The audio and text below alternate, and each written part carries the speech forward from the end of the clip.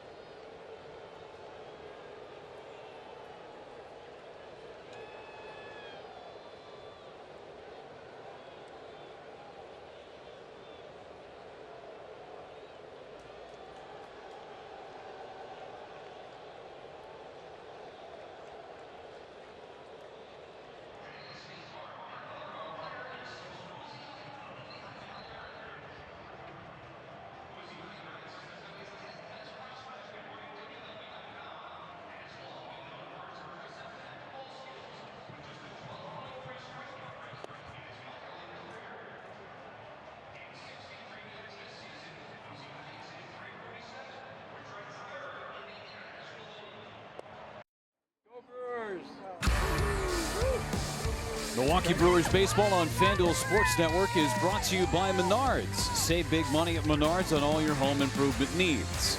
And by Prevagen. Prevagen, made for your brain.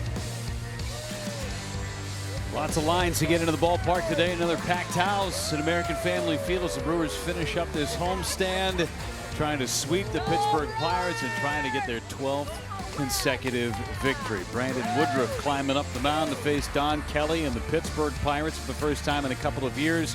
Kelly ejected from the ball game yesterday as we join you inside the ballpark with Bill Schroeder and Sophia Minnaert. Jeff Levering with you. There's Don Kelly. Offense that has really struggled to score runs over the course of the season. 3 or fewer runs in 6 of the last 8 and only 1 run in this entire series. This starting lineup brought to you by Potawatomi Casino Hotel. Ronnie Simon just up from the minor leagues. O'Neill Cruz hit the injured list on the concussion list, so he's out for 7 days at least. Spencer Horwitz, Brian Reynolds, Tommy Pham, Nick Gonzalez, Jack Sawinski, Joey Bart, Jared Triolo, and Isaiah Kiner-Falefa round out that starting lineup against Brandon Woodruff. He's been perfect so far, Rock, and the team has won every game that he has started. Yeah, couldn't imagine a better start for Woody after being on the injured list almost 2 years. It's been outstanding. Last time against the Mets, 7 innings, 3 hits, 2 runs.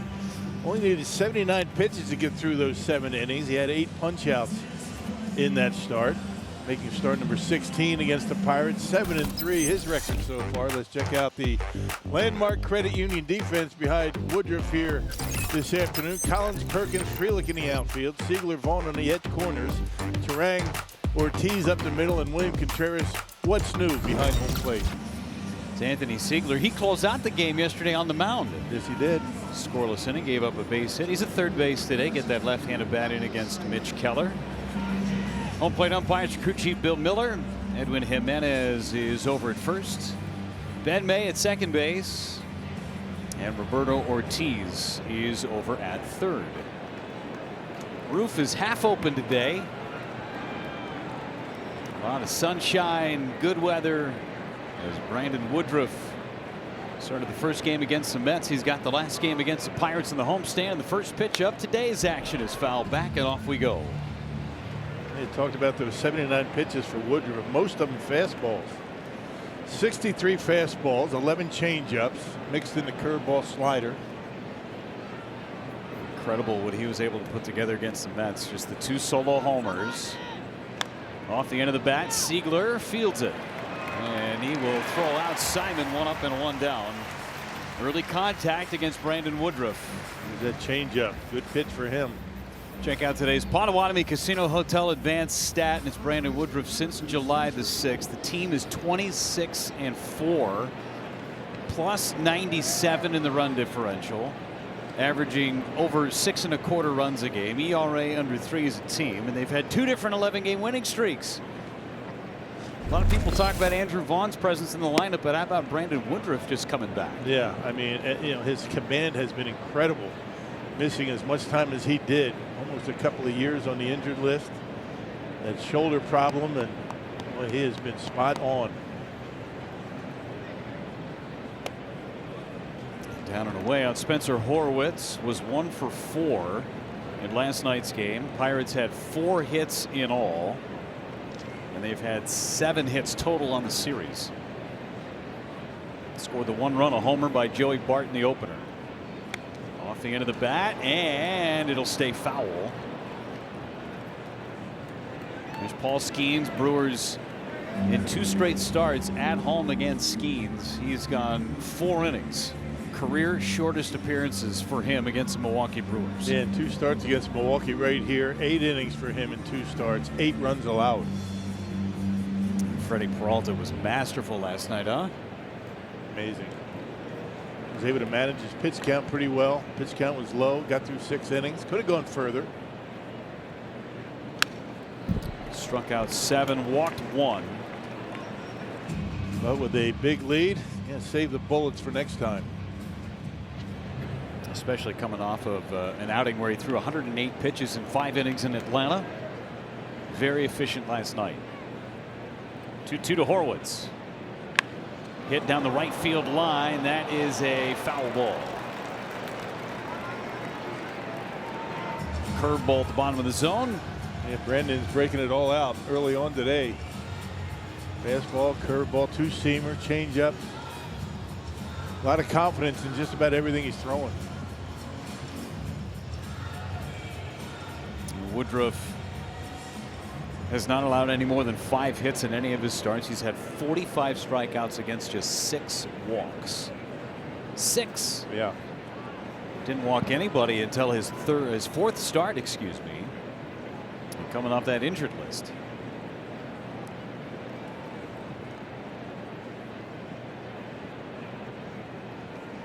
Two and 2 again. And it's popped up. This one is going to be playable. Shallow right. Frelick is there and makes the catch. 2 away. Another off-speed pitch, changeup. That's what you call evolving, knowing that you don't have the big fastball anymore, the 97, 98. And his cruising speed about 94 miles an hour these days, so you got to mix it up a little bit, and he's been able to do that. The arsenal for Brandon Woodruff so far this year. Some semblance of the fastball 64% of the time. Using that new toy, the cutter. Essentially scrap the slider from the arsenal. Reynolds takes at the bottom of the zone for strike 1 on that cutter. Yeah, Reynolds has had his problems against Woodruff. 2 for 18 career. Guy on deck, Pham, has had the most success.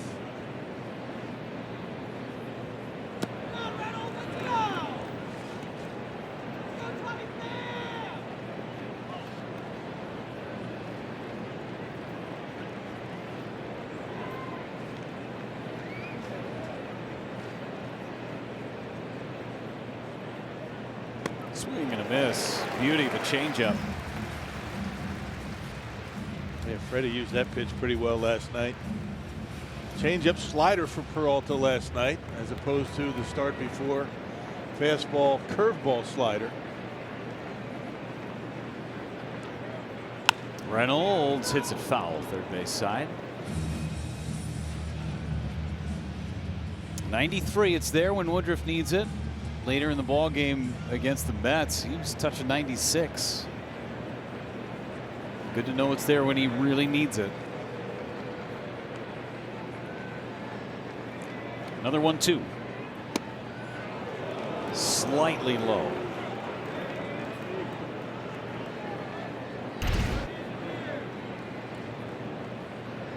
Not by much. Right where you want to be for Brandon Woodruff. 2-2 on Reynolds. Just beats the pitch timer. 3-2.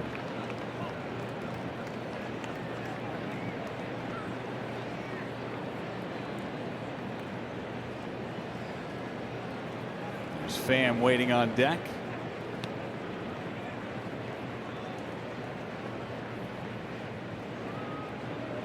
And he loses Reynolds. He got ahead, could not finish him off. So a 2-out walk, and it brings up Tommy Pham. Had a hard luck 0 for 4 in the opener of this series. Came off the bench in yesterday's ball game. Ended up hitting for Reynolds in the 9th inning. And 4 for 11 career with a home run against Woodruff.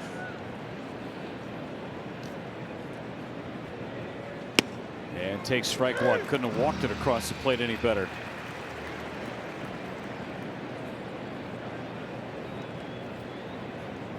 Pinpoint command from Brandon Woodruff.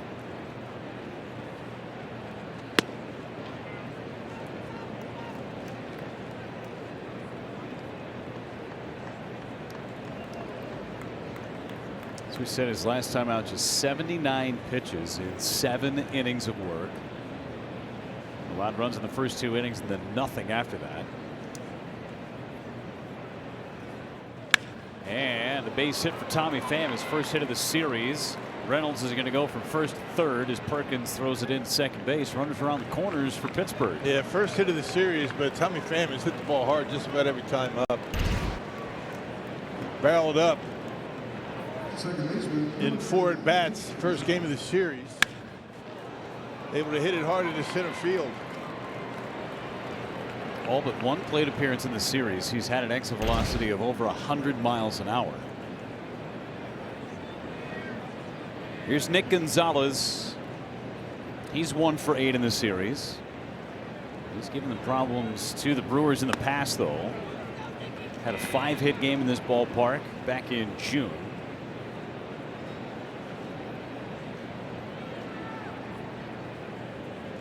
Woodruff trying to finish off the Pirates in this first inning and keep it a 0-0 game. Swing and a miss. Well located in on his hands. Fastballs in, changeups down and away. A good combination.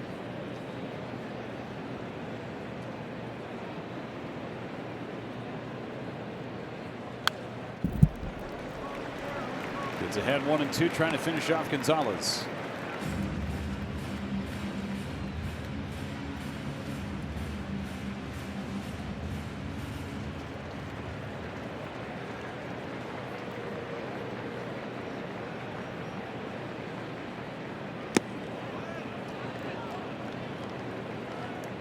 .22 pitch inning for Brandon Woodruff so far.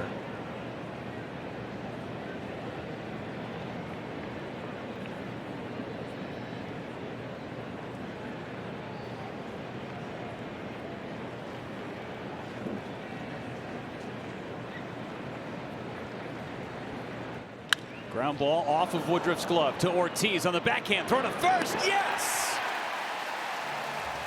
Something's going right in Milwaukee.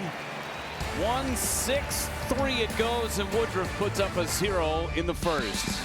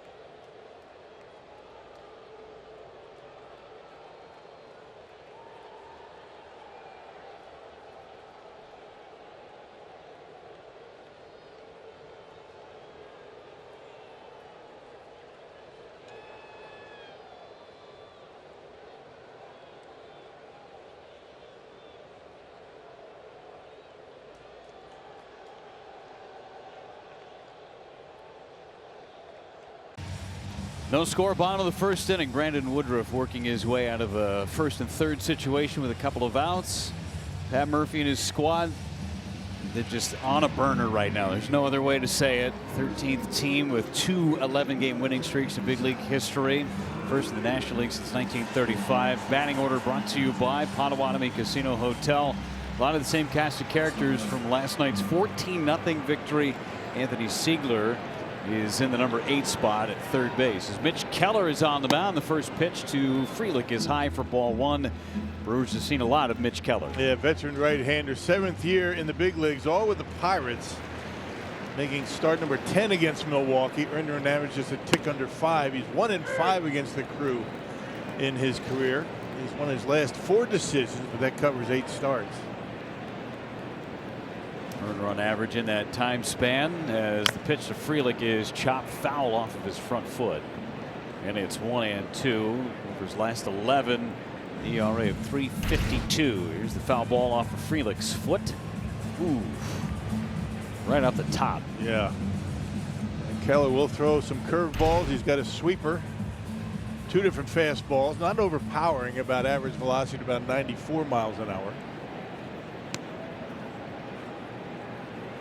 Keller on 1-2. Misses low. Sal Frelick yesterday started the game with a bang against Paul Skeens. A 3-2 pitch. Let the head fly. His 9th home run on a Wisconsin Lottery Powerball home run counter. Yeah, Brewers have been hearing a lot of talk about why don't they hit more home runs. Well, they're doing that. 23 home runs in the month of August. There's a shot to left, but right at Tommy Pham. Never had to move. Well, let's check out the Pirates defensively. Pretty good defensive unit, tied for third in the National League in total defense. Pham, Sawinski, Simon up for the minor leagues today. Kiner Falefa, Jared Triolo, Nick Gonzalez, and Spencer Horowitz from third to first, and Joey Bart, who caught the first game of the series behind home plate. Responsible for the only run for the Pirates in the series, a solo homer. Broken back ground ball to Isaac Collins. 2 up and 2 down at the bottom of the first. William Contreras has been hot. 8 out of 17 on the homestand, including 3 homers. Is that what you call it, hot? Magma? Yeah. I mean, you could say that about everybody in this lineup. Everybody's swinging the bats well. Contreras driving the ball again like he did for his first couple of years with the team. Home runs, gappers. Hitting the ball hard to right center. Line to line for Contreras with his hard hits as he takes a strike. It's 0-1.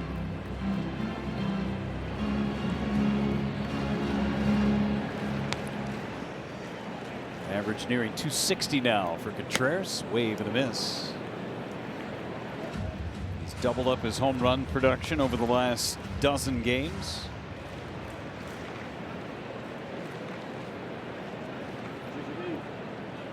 And he fouls it away to stay alive. StatCast powered by Google Cloud Rock. Line-to-line production for William Contreras. That's when he's going well. Yeah, and most of the season he really wasn't driving the ball too much, but that has gone away in a big time. He is just driving the baseball into the gaps. He's got the home run power back, staying back, being aggressive, but still able to draw his walks. He's got a good eye at the plate.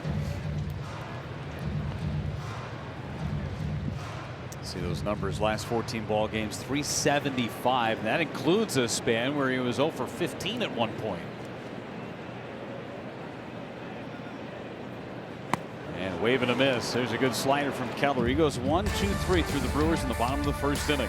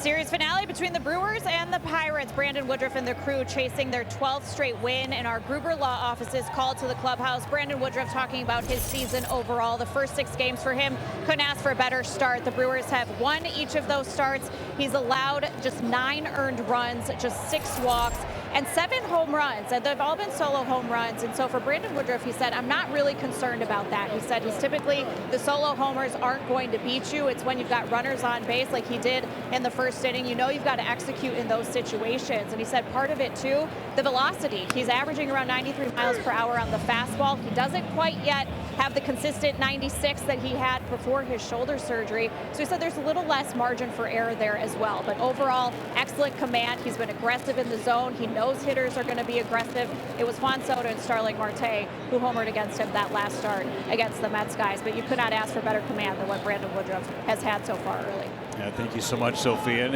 it has been a bit of a bugaboo with the home run ball allowed, but that just means, and according to his own words, that he's in the strike zone. And that's not a bad thing. And he's also only given up 1 home run with a guy on base. Everything else is solo homer. And again, down in his rehab starts, I think he realized that he wasn't going to be able to just rear back and throw the ball by guys. He had to rely more on command on the edges, keeping the ball where he wants it, out of the middle of the plate. And that start against the Mets, and we talked about it, 79 pitches, 63 of them were fastballs. So you don't have to throw 97, 98 with a fastball to get by. You just got to have good location with it. Never threw more than 16 pitches in any inning in that start against the Mets. This is what he's done so far. He's mixing the changeup a bit more than he did in his previous appearance. But he finished off that last appearance, Rock, against the Mets, pitch totals wise, from the 3rd inning through the 7th. I'm just going to read these off for you. The 3rd inning, he had a 7-pitch inning, a 13-pitch inning, 9-pitch inning, 11-pitch inning, 8-pitch inning. That's how he finished the game. Yeah. A little bit of that has to do with the Mets attack. I mean, they're attacking early, realizing that Woodruff's going to want to get ahead in the count, swinging early in the count. Popping it up or ground balls. And sometimes the offense that you're facing helps you in that regard. But you still have to throw quality pitches. You just can't throw it down the middle and hope and pray. Yeah, not down the middle, right on the edges. That's what we were talking about. When he was getting ready to make his starts in the big leagues, he knew that he wasn't going to have that velocity, so he was working on that command on the edges. And Bill Miller just having a diplomatic conversation about that low pitch. Hasn't had that low pitch go his way yet. And Bill Miller probably calling it right. Diplomatic, was it? I thought so. There wasn't any. Kind of friendly, right? Yeah. Starts out that way. It's the 2nd inning. It's early yet. Yeah.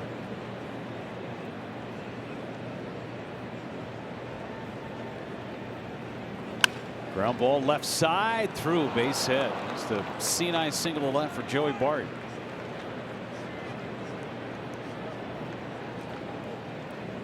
Got the ball on the ground. That's a good thing. Bad thing is Joey Bart hit it right in between 2 guys. They couldn't get to it. Seeing eye base hit into the hole. Great effort. Now Contreras working on Bill Miller, trying to get some low strikes. Triolo, 1 out of 6 in the series. Back to the stretch goes Woodruff. And a liner into right, a base hit. Up in the zone with a curveball, and Triolo put the hands inside. 1st and 2nd, 1 away. And not often you're going to go after a curveball first pitch, but when it's a hanger, hitter can see it pretty well and takes it into the opposite field. Pretty good approach. Thinking that way, got a pitch to do it, and hit it hard to right. Kiner Falefa, a guy who puts the ball in play a ton. Tough guy to strike out.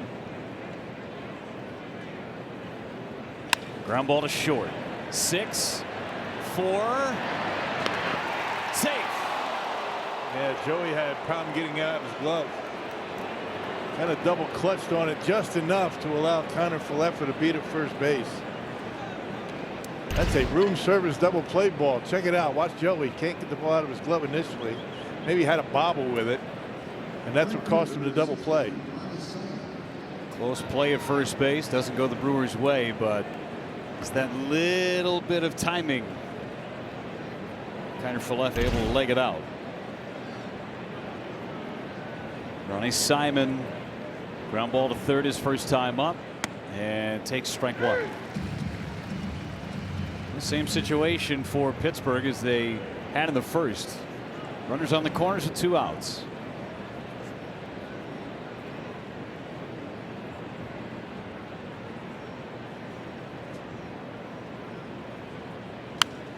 Oh, 2 on Simon. Guy gets called up to the major leagues from down in the minors. He leads off today.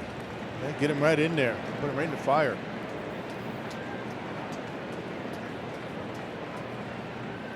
Runner goes. It's low. No throw from Contreras. A stolen base for Kiner Falefa. Yeah, pretty standard with 2 outs. You let the guy go. You don't want to throw to second. Risk having the man at third base walk home. Get your hitter.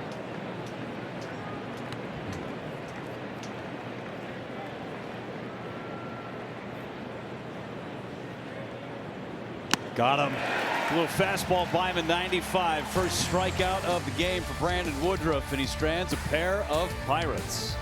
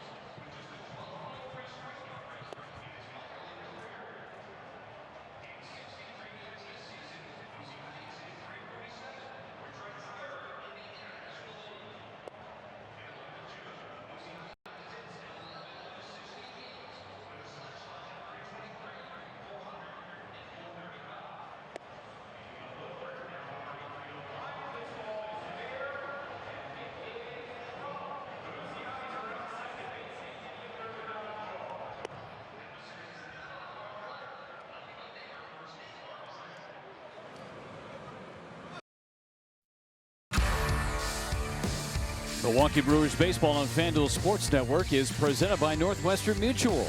Batter up to a better way to money today at northwesternmutual.com.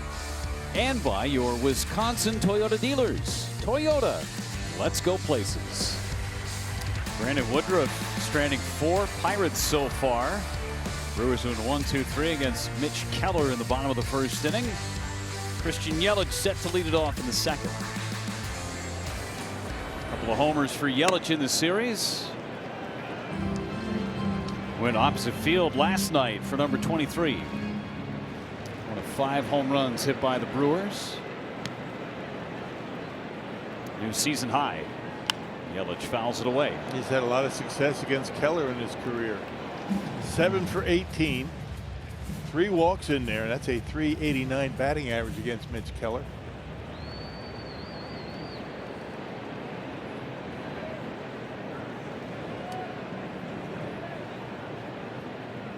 Swing and a miss. 1-2.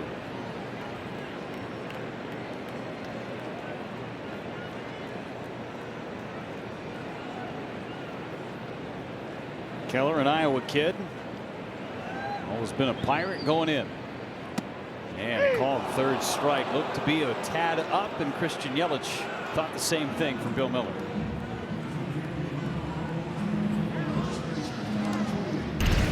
They're clearly up.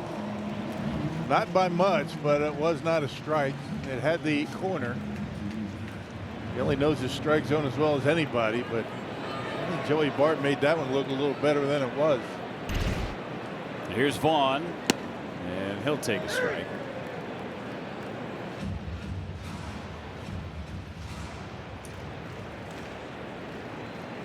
Pretty good glare going from Murph out to Bill Miller at the moment. I didn't see Yelich get upset that much. No.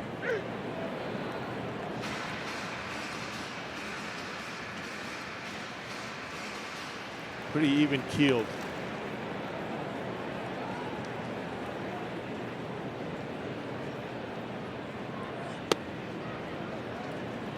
I bet in his tenure as a Brewer, he's been ejected twice. Maybe. Yeah, probably, maybe. You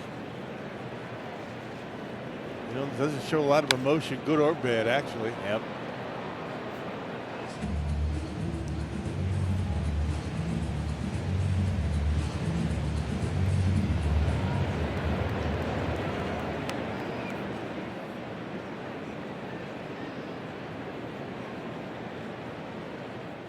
Vaughn fouls it away again. We got a guy on that, do we? We're working on it. How many ejections for Yelly? Initially thought we were talking about Pat Murphy. We know Murph's been tossed at least twice.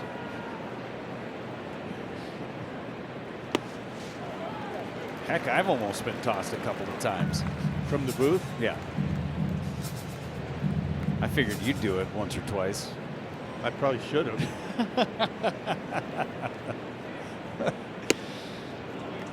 Everything looks so easy up here, doesn't it?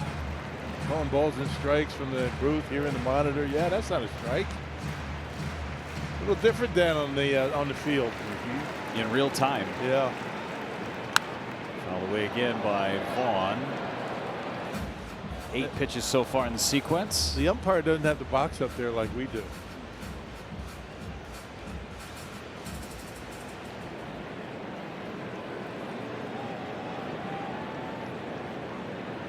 Pitch number 9 on the way from Keller.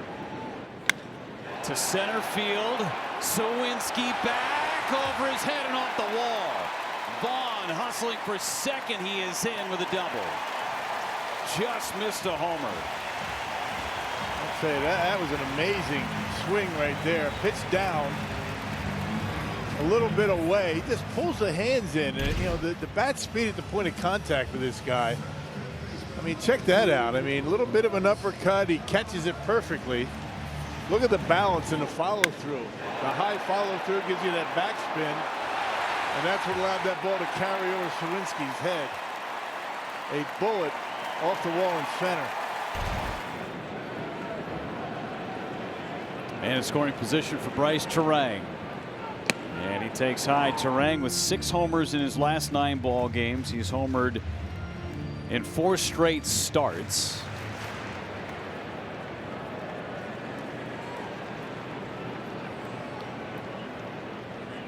And he takes a curveball for his strike. 1-1. Check out today's Hyundai in the driver's seat. Terang, his career home run breakdown. 2023, he hit 6. Last year, he hit 7. First 105 games, hit 6. And then his last 9, he's got 6. That one last night was a bomb. Off of Skeens, down and in. Man. Had taken a very close pitch that went Terang's way, and then a couple pitches later hit the home run to straightaway center. Close pitch? You mean a strike that was called a ball? That's the one. Terang fouls it away, got the hands to that fastball. One of a few that manager Don Kelly did not like from the home plate umpire, and he sat out the rest of the ball game. Yeah, Roberto Ortiz, last night's home plate umpire, didn't make any friends over in that Pirate dugout.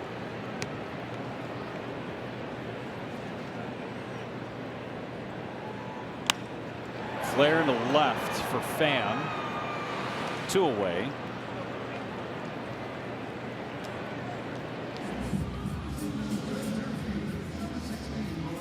And sweeper curveball for Mitch Keller to go along with a couple of different fastballs. It's been good lately.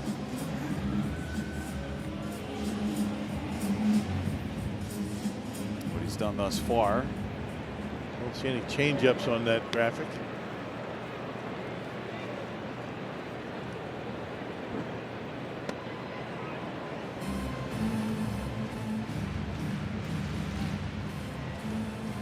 Blake Perkins is 1 for 7 on this homestand.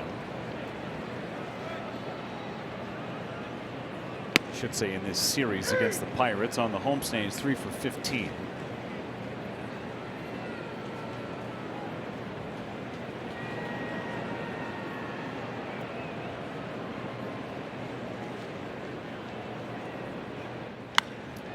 Fly ball into left center. Tommy Pham's got a beat on it. And the Brewers had the double from Vaughn, stranded at second base.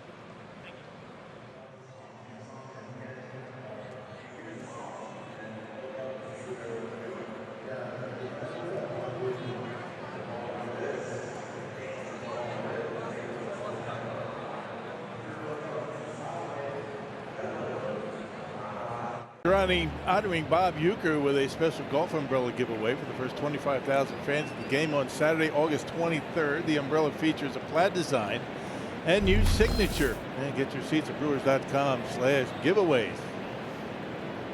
Spencer Horwitz leads it off. Brandon Woodruff delivers ball 1. Rock, I'm letting you do the honors on our umbrella today. What would you like to showcase? I got to keep a close eye on this. I want to make sure Vinny doesn't grab it. Got the Brewer logo, the plaid, the signature. Horwitz hooks one to right. Frelick is there to make the catch. One away. Are you just going to hold on to that for the rest of time, or what are you going to? I'm going to hide it because I think, Vinny has an interesting ability to. Vinny's defending himself. Take ownership of everything that comes up to the booth. Just a couple of things. He wanted the platinum Rice Terang Gold Glove. Couple of things. Yeah, what else? Cribbage board. Well, I mean, he and I were basically the brainchildren of it, so I get that. Okay, all right. Defend him. Go ahead. Just one. Just one. Fouled away by Reynolds, but I get the umbrella. The umbrella is a hot ticket item. Yeah. And it's a good umbrella. Yeah, I need to come up with another one. Might be able to find a second one. I was asked to grab 2. Well, I think you could come up with one more. Well, here's one. That's what I said. You got one more. That's all you got to do. Be all right. The beauty of those umbrellas is that you can fit 2 under one umbrella. Yeah, I got to make sure Renee, while I'm going, doesn't give it to someone. No chance. Renee would never do such a thing. I will be here on the 23rd. Yeah. Well, it's the next time we're home. Yeah, I'm doing that series. Yeah, good. So am I, but not in here. I'll be next door.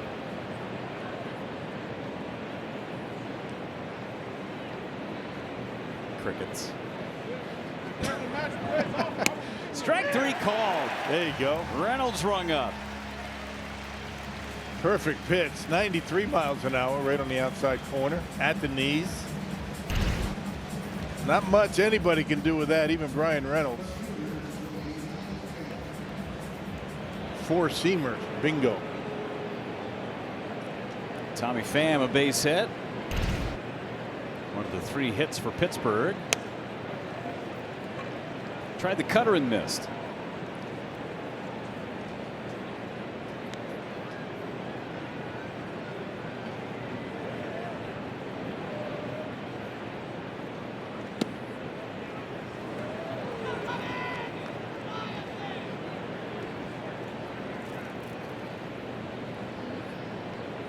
baseball for Brandon Woodruff. It's going to be a fun weekend against the Giants. I think it's great that Willie Adames is going to be in town too. He gets to see the celebration of life for Uke. They're good buddies. And great that the fan base has an opportunity to share their love for Uke. And there was a lot of that, wasn't there? Oof, man, you're not kidding. Still is.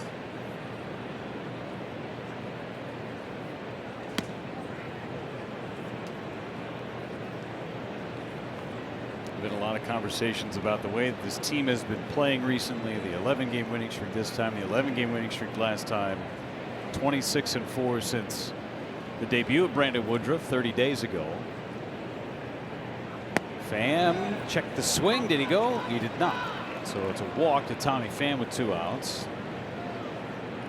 Seemed like Woodruff being a little bit careful to Pham. He knows that Tommy Pham has had a lot of success against him. Now 5 for 12 with a homer. Pitch him carefully and do your thing with Nick Gonzalez. Sprays a foul. That went off the glove of Woodruff, and Joey Ortiz made a really nice adjustment mid-play to go get Gonzalez by half a step.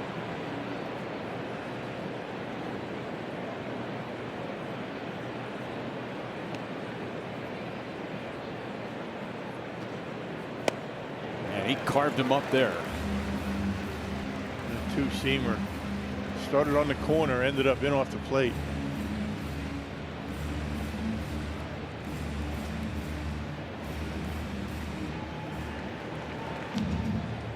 And 2 on Gonzalez.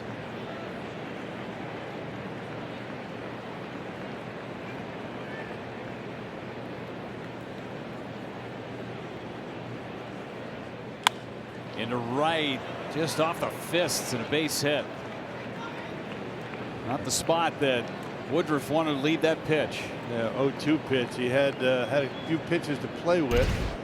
Maybe see if he can get him to chase that fastball down the middle up, and pretty good 2-strike approach by Gonzalez, thinking the opposite field. He did not like the location there. Frustrated with himself. Another 2-on, 2-out situation for Pittsburgh.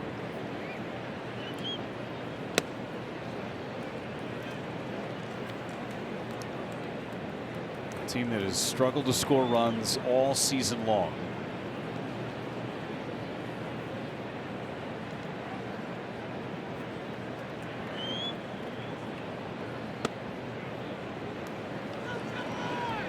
Bit of a battle for Woodruff here today.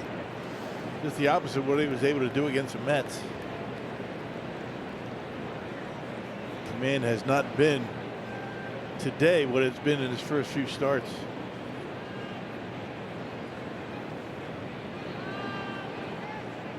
Pitching on the 5th day today.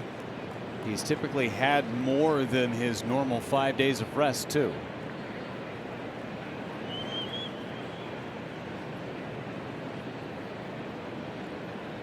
Swing and a miss. Good changeup. The equalizer on a 2-0 count. Hitter looking fastball. Pulls a string on him.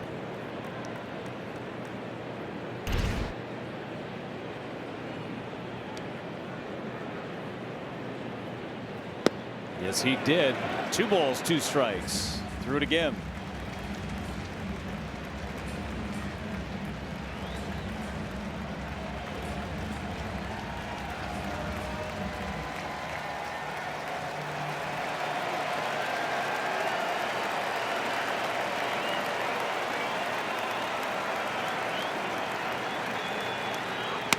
Yes, got him.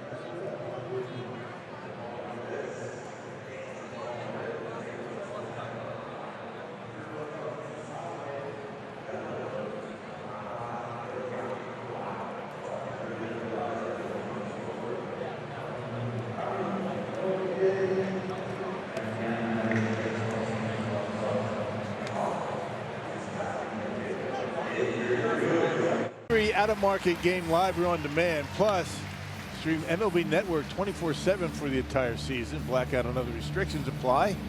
Visit MLB.tv for details. Taking it right on the wire cam. Great crowd on a Wednesday afternoon in Milwaukee. About 35,000, you figure? At least. Maybe more. Incredible fan support. Got to be here.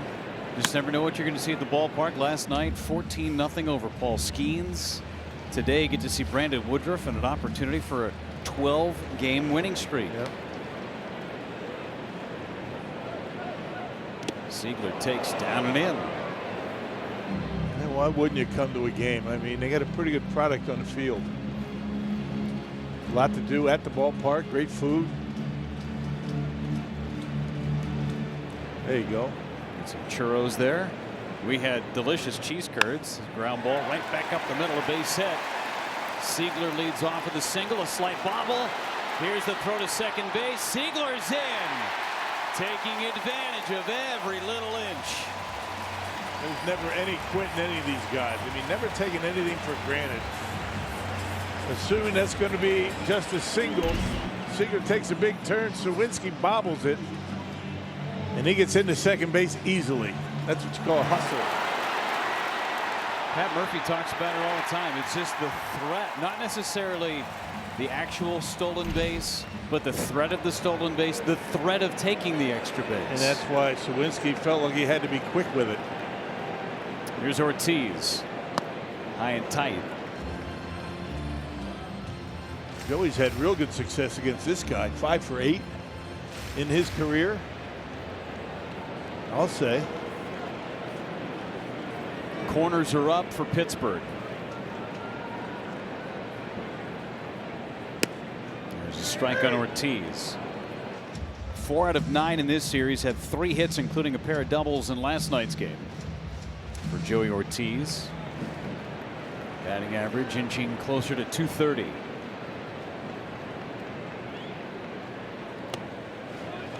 Two big hits in the win on Sunday. A 2-run single that brought it to a 5-3 deficit. And then the game tying single in the 8th to set up Isaac Collins' walk-off homer in the 9th.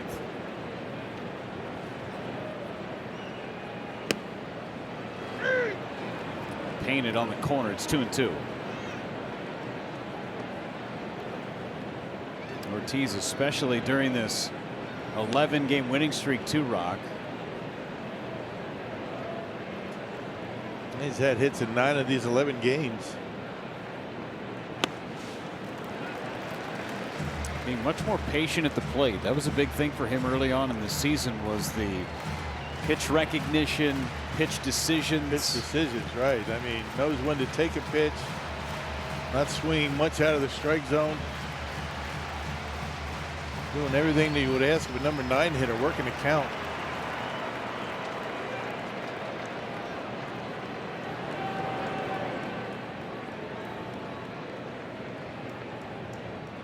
Ground ball right side. That is a productive at bat from Joey Ortiz as Ziegler ends up at third. And now a quick message from Digger's Hotline.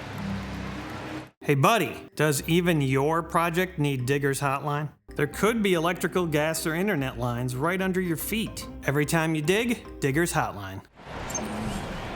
Infield up for Sal Frelick. 2 strikes. Ortiz said this is for the team. That's awesome. Ground ball to second. Get Ziegler third.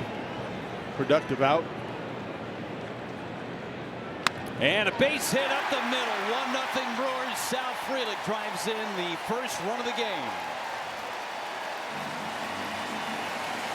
Jumped on a sweeper. First pitch, breaking pitch. And with the infield in, no chance for anybody to get that. Got to be hit right at an infielder when they're in like that. Right down the middle. A good swing by Sal. The hustle by Ziegler to take the extra base on the bobble by Sawinski set it all up. Collins seems lately for a long time now that the Brewers, when the opponent commits an error, they jump all over it. Give him an inch, they take a mile. every single time.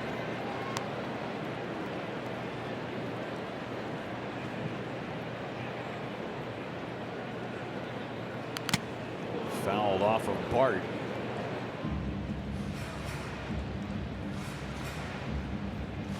He's battled some concussion issues this year, Joey Bart. This one right off the mask. Yeah, around the chin.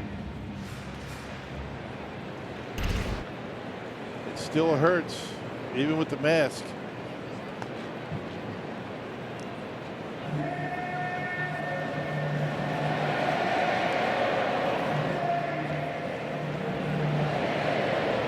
See him taking that deep breath. See the mask how it's got those shock absorbers up around where it meets the skull cap.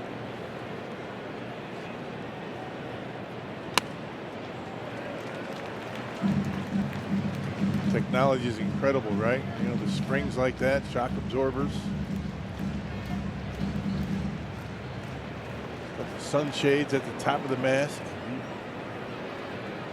Bet you would have liked those. I would have. Popped up, fouling on play. Did you wear sunglasses underneath your mask ever during day games? No. Okay. Eye black?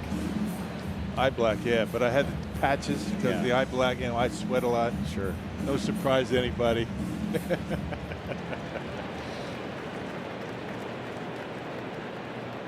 Looked like Tammy Faye Baker at the Yeah, end a of the game. lot of times the eye patches wouldn't stick on either. Fouled away. Go through a couple of different eye patches a day. Yep, couple of different eye patches, couple of different T-shirts. All worth it, though. Nothing like the competition down there in the field.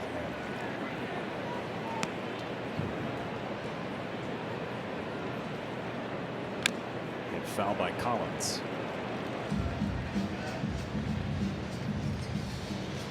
Hitting a cool 400 this month. 8 extra base hits.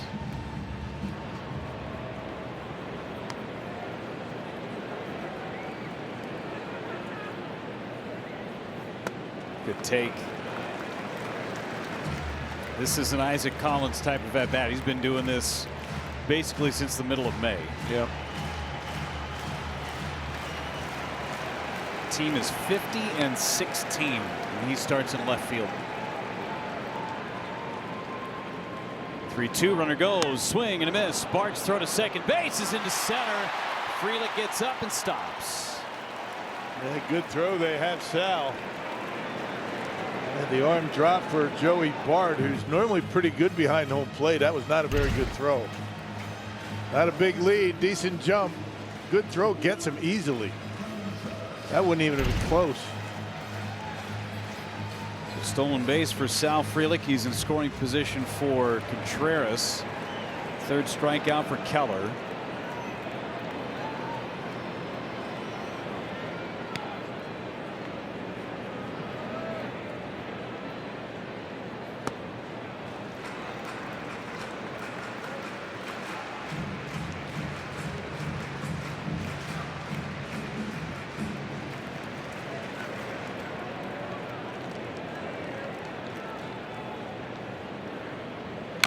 Slow roller foul.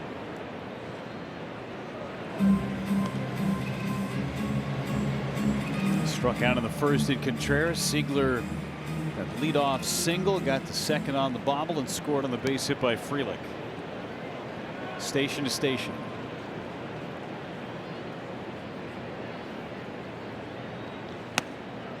And give an assist to Joey Ortiz. Getting him over to third base, infield in, base hit. Good at bat for Joey Ortiz. A lot of good team stuff in this inning. 2-2.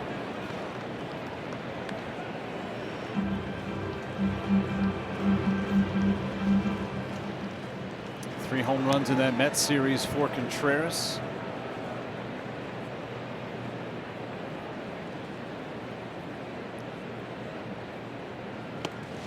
Laid off that breaker. 4 for 9 in this series, including a big RBI double against Skeens in the game last night. That made it 2-0.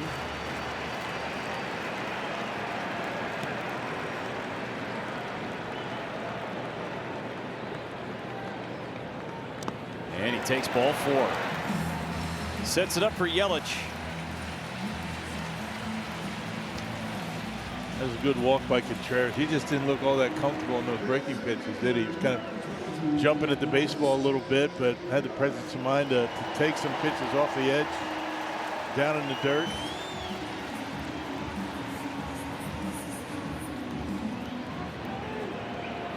The 25th pitch of the inning about to be thrown by Keller. Yelich into shallow right. That's a base hit. Frelick is going to come around and score. To third goes Contreras. 2-0 Brewers in a big 2-out run-scoring single. And how about William Contreras drawing the walk? He didn't look all that comfortable up at the plate, but able to draw the walk, bring Yelich to the plate. First pitch breaking ball, just like Sal Frelick got. He got a base hit on the first pitch breaking ball. And Yelich able to dump it into short right. Big 2-out hit for Christian. Now Vaughn doubled off the center field fence. Takes strike 1 right down the middle. Before this inning, Vaughn had the only hit for the Brewers.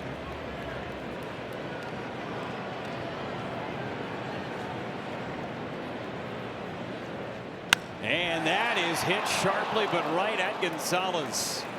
That one stung his palm. Brewers get a couple of runs. Crack the score column first with a pair in the third.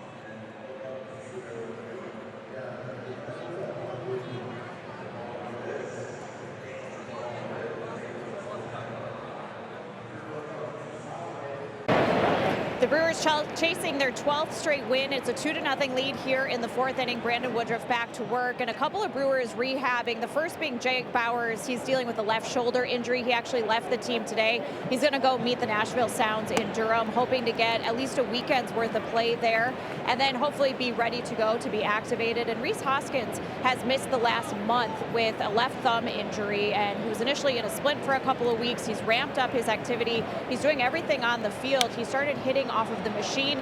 He's going to stay back here over the weekend, start hitting off of the Traject machine as well, and he could be out on a rehab assignment with the Nashville Sounds as soon as Monday as well. So both of those first basemen rehabbing. They're making good progress with their injuries. But guys, in the meantime, Andrew Vaughn, what can you say about what he has given this team? 8 homers, more than 30 RBIs, and the team has lost just 4 games since the arrival of Andrew Vaughn. Pretty incredible. Vaughn and Woodruff, this squad 26-4.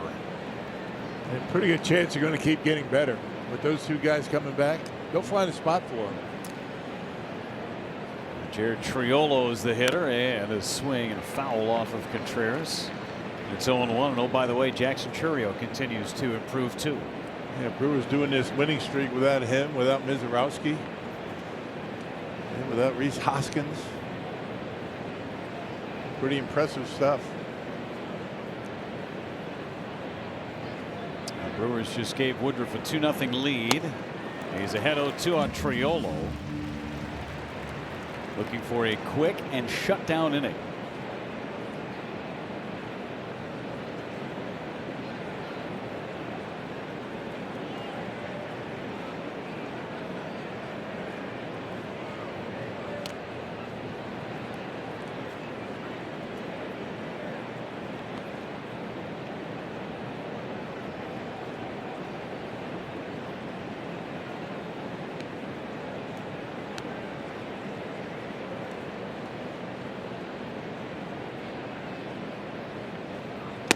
Got him right at the bottom of the zone. Strikeout number 4.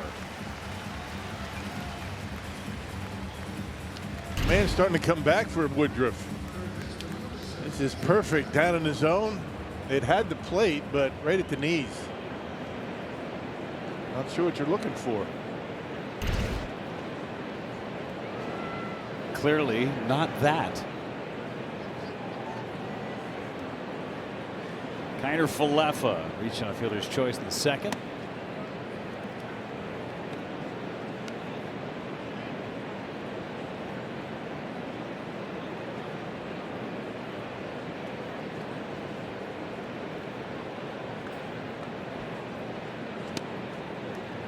Ball to strike.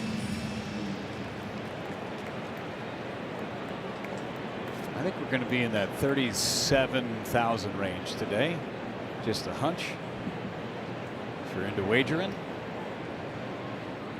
Ground ball right side. Out of position was Vaughn. A race to the bag. Woodruff covering. Yes.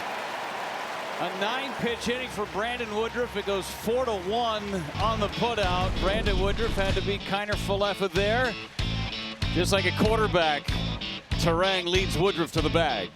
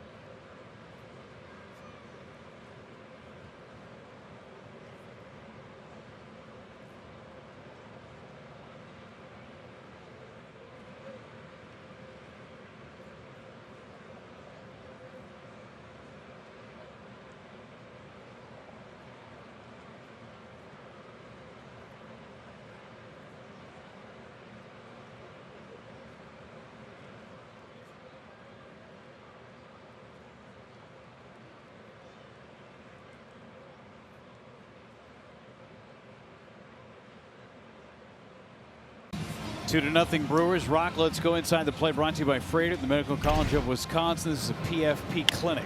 Yeah, no kidding. I mean, you got to trust. The second baseman has to trust Woodruff that he's going to get there. He throws it right to the bag. Woody keeps going. And Woodruff, in a play like that, has to be mindful of the baseball, catch the baseball, and know where the bag is. Instinctively knows where first base is, makes the catch, and gets it by half a step. Thousands upon thousands of reps making that same route. Yep. And knowing where that footwork needs to be to catch and find the base. Work on it in spring training. You see him, you come out early every now and again. You got the PFP going. Matt Erickson hitting ground balls, guys covering first. Doesn't happen by accident. Got to keep working at it, even at this level. Becomes second nature, that muscle memory that you build. 2-1. It fouls 2-2 on Bryce Terang. Yeah, on a play like that, if you have to think about getting over to first base, too late. Anything hit to the right side of the infield, pitcher instinctively has to start heading to first base.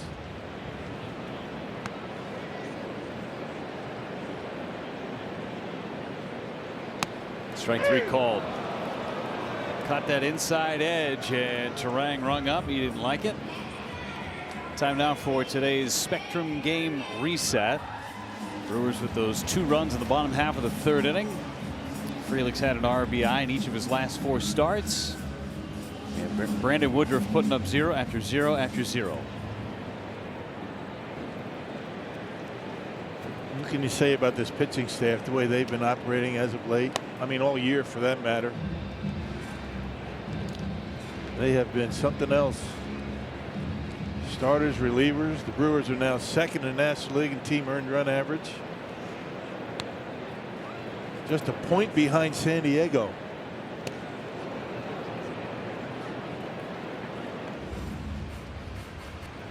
Incredible run. And everybody that's run out there, too. Yeah. Starters, bullpen guys, bulk relief guys. They've got them all. Offensively, the Brewers lead the league in batting average. It's an amazing run. Shelby Miller starting to play catch in the Brewers bullpen after 65 pitches through 4 innings from Woodruff.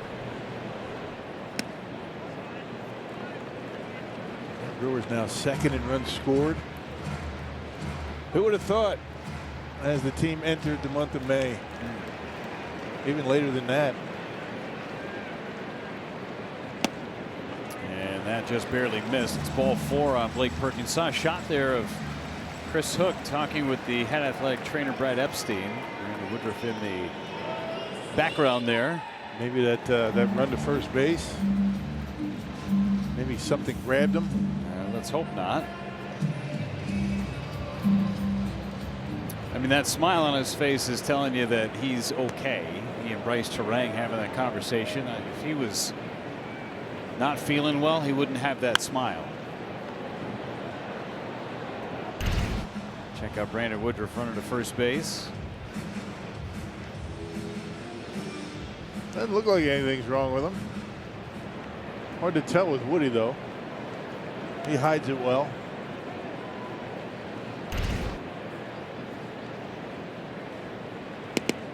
There's a strike on Siegler. The other part of it, Rock, and we talked about it very briefly, but he's working on 5 days rest for just the first, or 4 days rest rather, and pitching on a 5th day for the first time since his return. That could be a part of it, trying to limit his pitch count if he indeed is done after 4.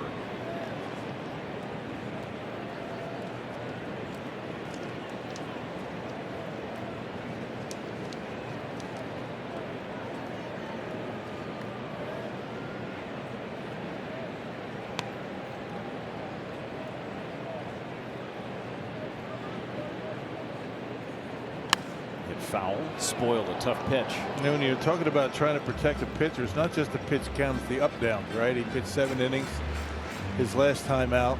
79 pitches was the 2nd fewest that he's thrown in start. He threw 70 pitches in his first start back on July 8th against the Marlins. It's the up downs that you have to be mindful of. Tough pitch. Siegler fished for it. 5th strikeout for Keller, and now a quick word from Rally House, Wisconsin. Shop Rally House for the best selection of team gear and local gifts. From the most popular styles to the hottest trends, there's something for every fan at Rally House.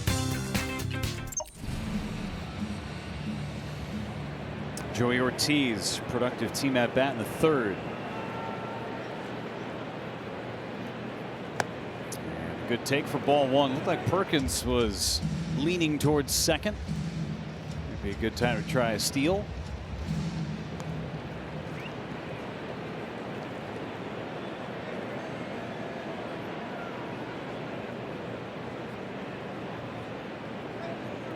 There he goes. Down low. Bart's throw to second base is late. That's a heck of a throw, but late, right on the bag. Much better throw than his first. Not looking in, head down. Beat first slide for a Perk. You don't see many of those these days.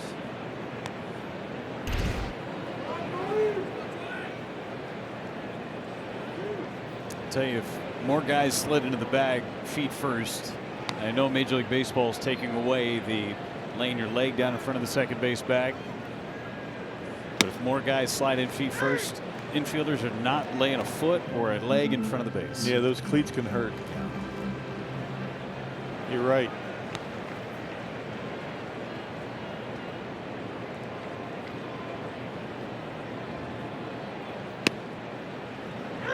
Just did catch the corner, 2-2. Through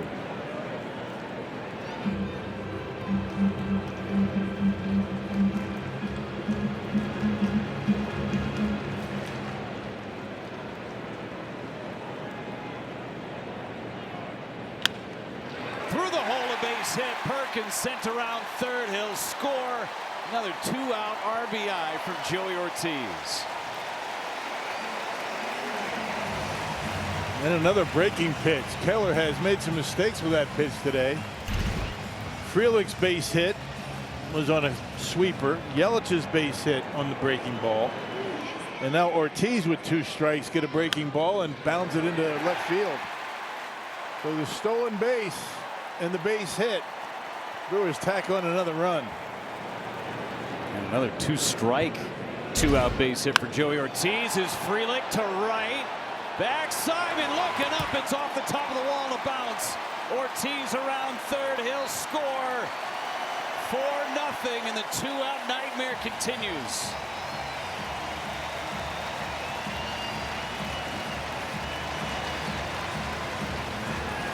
These guys are something else. Joey Ortiz with a 2-out, 2-strike single. He ends up scoring on the Sal Frelick double. Both of them come with 2 outs. Right down the middle on a fastball. And he didn't miss it. Had a little top spin on it. Didn't carry out of the ballpark, but off the wall. And the beat goes on. That's right. All aboard. Joey Ortiz, who just got the haircut at the beginning of this homestand. It's worked well for him. The Brewers now 52 extra base hits this month.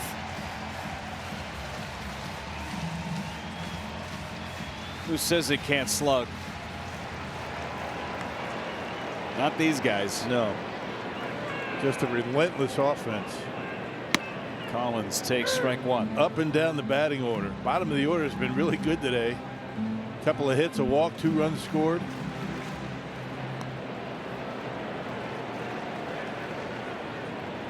Frelick's got a couple of RBIs. Collins took a strike, and Collins says nope. It really has been somebody different every day. Sometimes it's the same guys every day, but everybody contributing. And Brandon Woodruff loving every minute of it.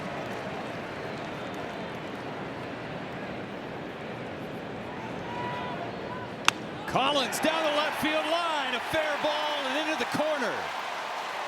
Frelick scores. Collins trades places with him. 5-0.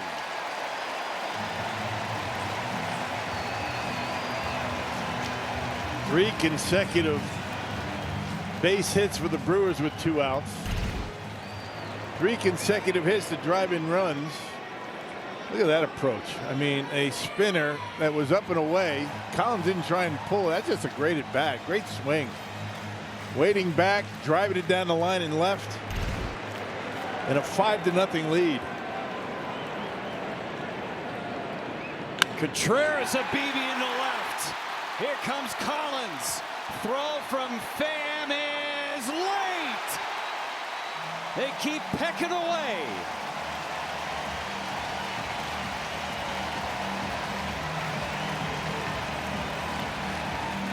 And they're not messing around. They're jumping early. Ambushing early. William Contreras with a fastball. And Collins able to score. My goodness. When it rains, it pours with this offense. Another 4-run inning for the Brewers. That's right. They're 42nd. My goodness. Here's Yelich. You smell something, Rock? Burgers? You smell burgers? I was gonna say, you're looking at me like, nah, I really don't. But I smell burgers.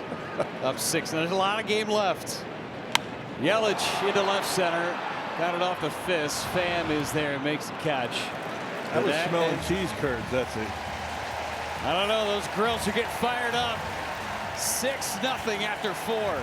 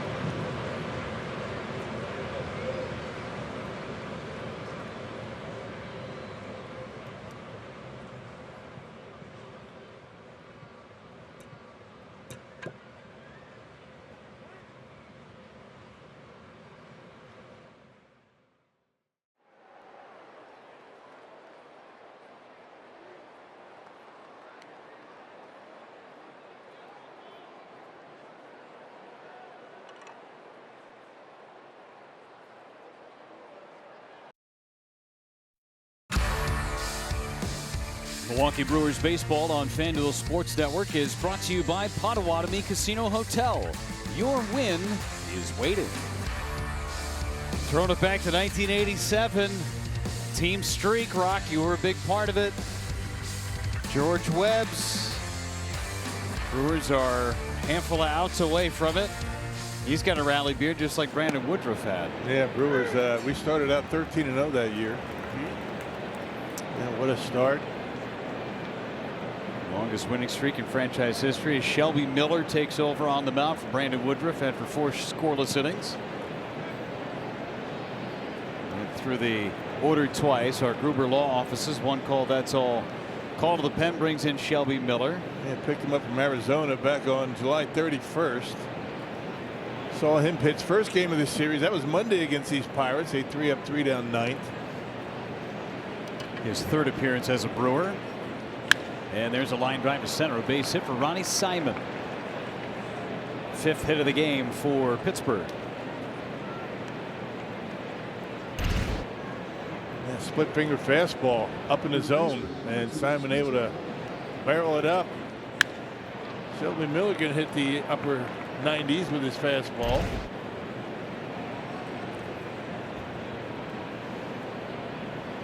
Spencer Horowitz a hitter, a 6-0 lead for the Brewers. And there's strike 1. So the bullpen is going to be worked today. Used Grant Anderson, Aaron Ashby, and then a position player to finish out the ball game yesterday. Used Anderson and Miller in game 1. So you've got as many guys that bullpen as you need.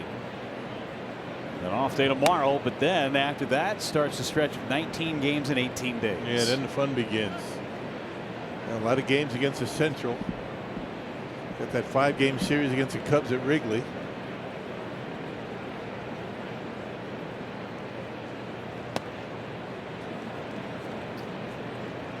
Come back home, you've got the San Francisco Giants on tap for that weekend series, and then the Arizona Diamondbacks before going to Toronto, and then 1 game against the Phillies before the next off day, September 2nd. Just low on Horowitz. Carmen Majinski in that Pirates bullpen.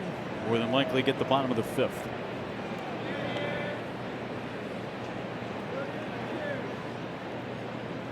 Horwitz fouls it back for Keller.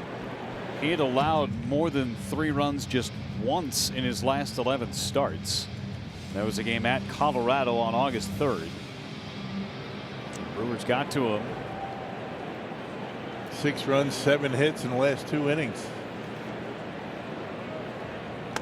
And Horwitz draws a walk, so a single and a walk. And Brian Reynolds is going to hit. And Brad Epstein, the Brewers trainer, is coming out to chat with Shelby Miller, and Chris Hook is right behind him. He was coming off of a flexor strain in his elbow. He was on the injured list for about a month. Brewers acquired him as he was on his way back from the injured list. Everybody's smiling. That's a good sign. Says I'm good to go.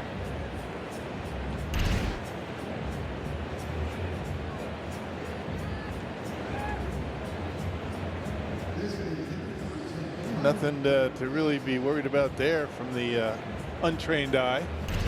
Splitter just came out of the hand wrong. Yeah. Tough pitch to command anyway. So nobody out, 2 on for Reynolds. And a fly ball to right. That is a problem. Back is Frelick. And it's a 3-run home run for Brian Reynolds. Long way to go yet, but a 3-run home run by Reynolds cuts the deficit in half. Pirates finally on the board. It's been a while for them, and Brian Reynolds the culprit on the first pitch. Hadn't scored since the 3rd inning of game 1, and he got a spinner and hit it out. Yeah. A hanger, middle end, and Brian Reynolds doing to the Brewers what he's been doing for a while. That snapped a 19-inning scoreless streak for the Pirates. And down and away. So Shelby Miller, some work to do. Tommy Pham on base twice, a single and a walk.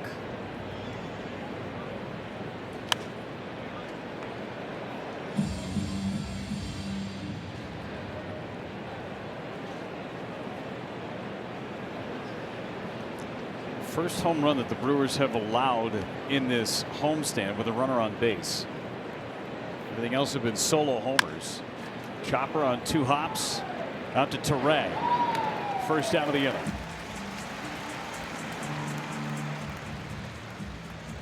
Yeah, this pitching staff has been really good all season long. A lot of guys in and out, up and down in the minor leagues, injured list. But somehow the Brewers have been able to patchwork a starting rotation together throughout the year, and bullpen remains strong.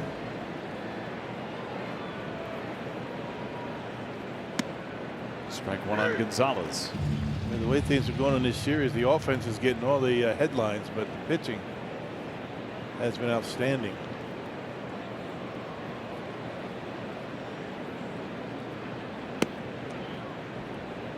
The offense, as you mentioned, in that Sunday game, that comeback against the New York Mets, but you don't have that opportunity without DL Hall stepping up. And without the bullpen keeping the Mets off the board. That's the only way you can come back in a game. Gonzalez, a base hit to right. Good swing from Nick Gonzalez, his 2nd hit. Hey, get in on an Andrew Vaughn mania with an all-new T-shirt giveaway. Be one of the first 10,000 ticketed fans through the gates on Tuesday, August 26th, to get a King Vaughn T-shirt, courtesy of Hupy and Abraham. This T-shirt rules. This T-shirt rules. Isn't that what you kind of corrected me yesterday? Rules. So get tickets now at brewers.com/giveaways. That's good. Nice job, Rock. Got to get it right. You had it. You nailed it. As you nail all those promos.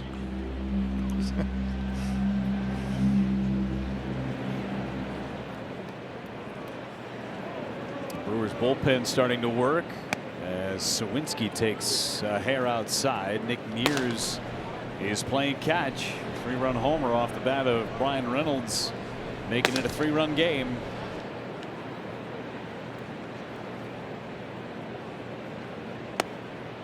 Two and one. Shelby Miller was clean in his first 2 appearances. He's having a tough time with his splitter today. Hasn't been able to get it close. Sawinski to left. That sends Collins to the warning track to put it away for out number 2.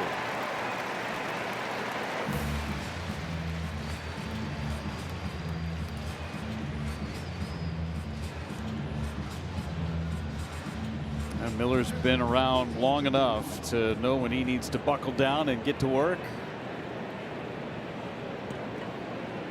He's had a trouble with the splitter today, throwing it for strikes, and the hanging slider to Brian Reynolds.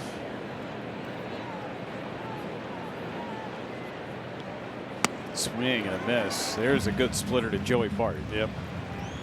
It's got to be over the plate. It can be down, but it has to be over the white of the plate to get swings.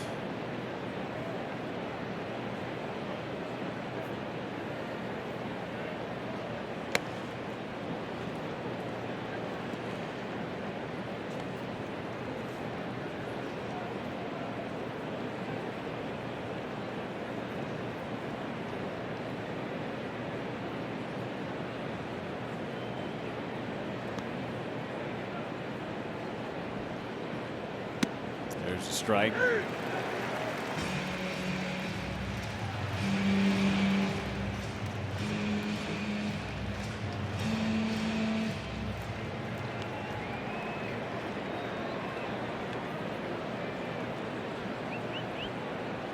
One and 2 pitch. 24 pitch inning. He's thrown more pitches in this inning than he had in 2 appearances with the Brewers total. And a lot of very non-competitive pitches.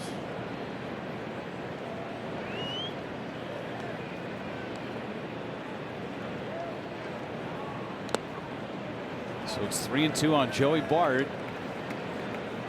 Gonzalez will have a head start from first base. This might be it for Shelby Miller with Mears ready in the bullpen. Tying run on the on deck circle. Yeah, it loses him. Tying run comes to the plate. Fans getting behind Shelby Miller. Runner goes 3-2. Fouled away. We'll do it again.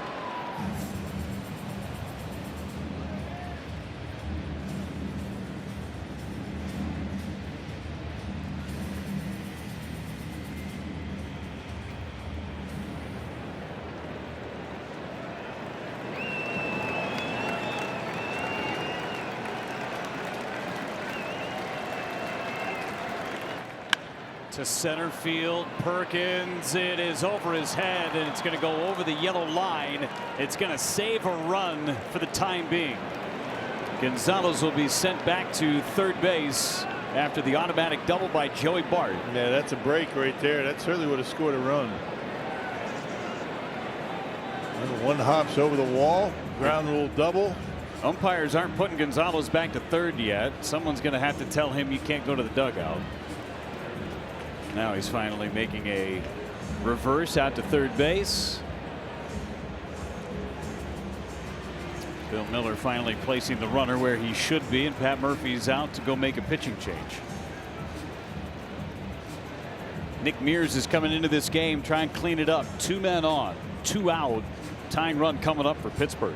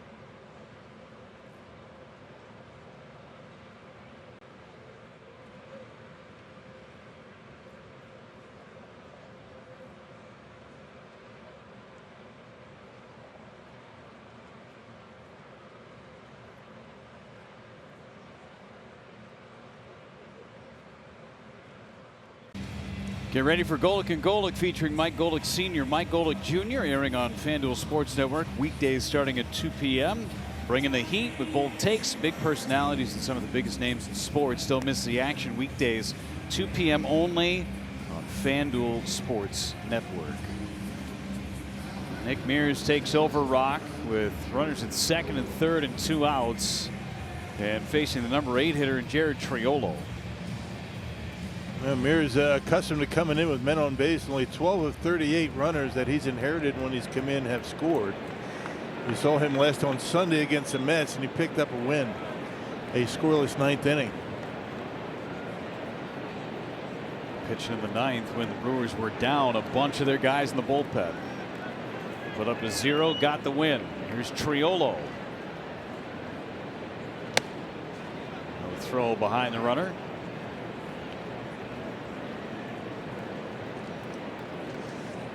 Pirates have had 2 runners on with 2 outs in 4 of the 5 innings against Woodruff, and now a combination of Miller and Mears. There's a strike. Nasty slider. I mean, when he gets on top of that pitch, it's one of the best in the business. 95 with a fastball with that electric slider.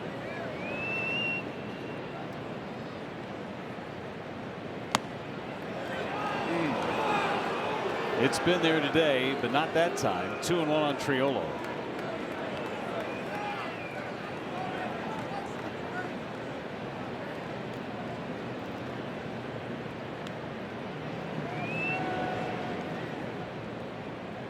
Swing and a miss. Another nasty slider.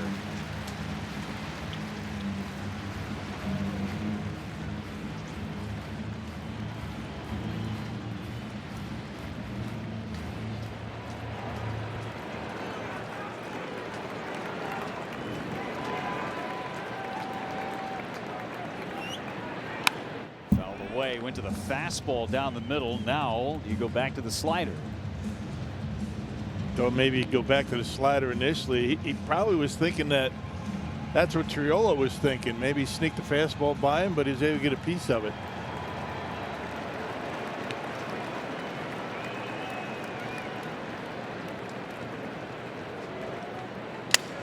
Flare to second base, caught, inning over. Mears puts out the fire. Pirates get 3. Brewers time to hit.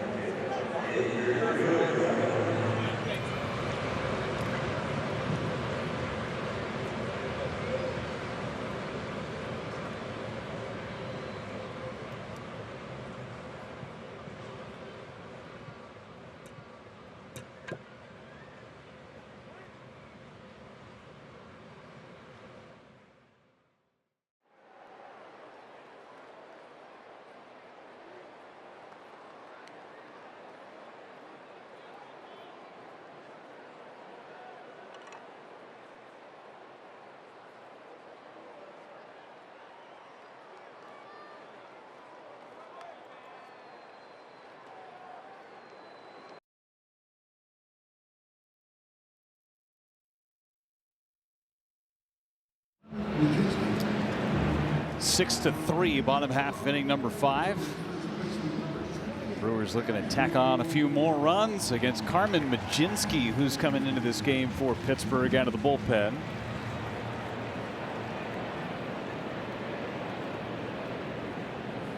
And that's outside on Andrew Vaughn. Had a 14 in the third inning hitless or scoreless streak going after allowing 1 run in 3 innings his last time out. This guy's been pretty good, pretty consistent, earned run average around 4. Just missed a sky high pop up shallow center for Gonzalez. 1 away. He's got a 216 earned run average out of the bullpen.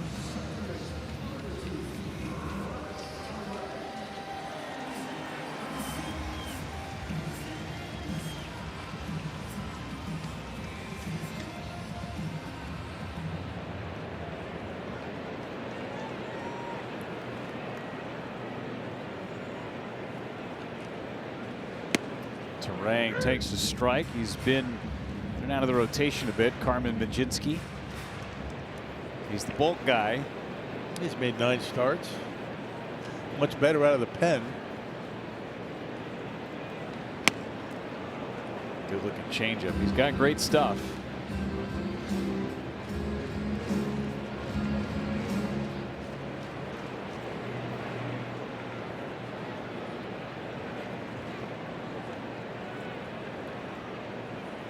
Fouled back by Turang.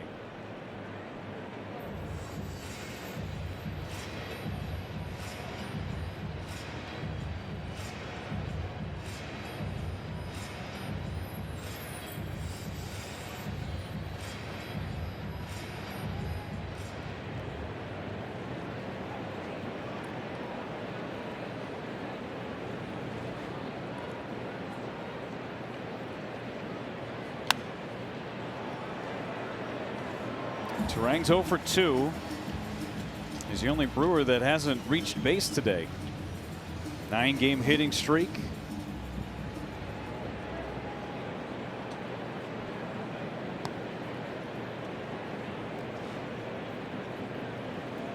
Wave and a miss. Turned over that changeup. He strikes out. Let's check out today's time of the game winner. It's Knucklehead Pub and Grill and Eagle. You been to Knuckleheads? Sounds like my kind of place, though. Yeah, right. Me too.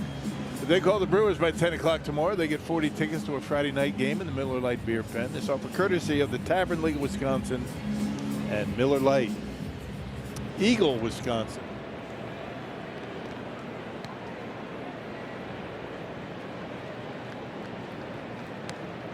Blake Perkins right in the middle of that rally in the 4th. Squares to bunt, pulls it back and takes a ball. Drew a walk, stole a base, scored on the 2-out RBI single by Joey Ortiz. 4 straight 2-out hits, and that one actually hits Blake Perkins, so he'll get first base. Get him in the foot. Right in the back of the foot, right on the toe. That won't slow Perk down.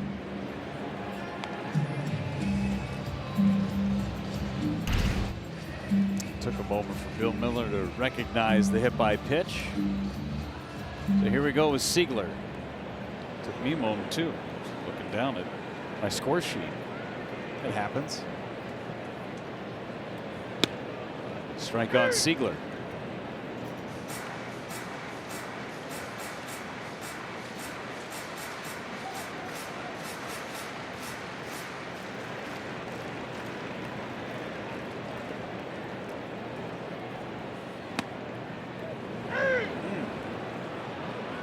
Oh, 2.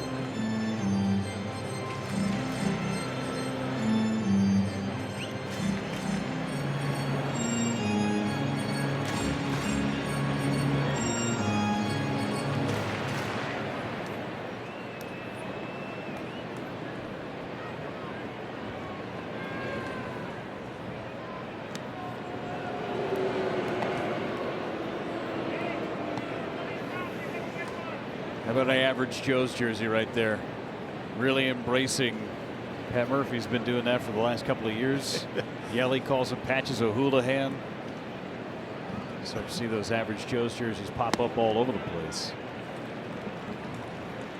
Taking down Globo, Jim. Yeah, Brewers are a team full of them, right? That's right.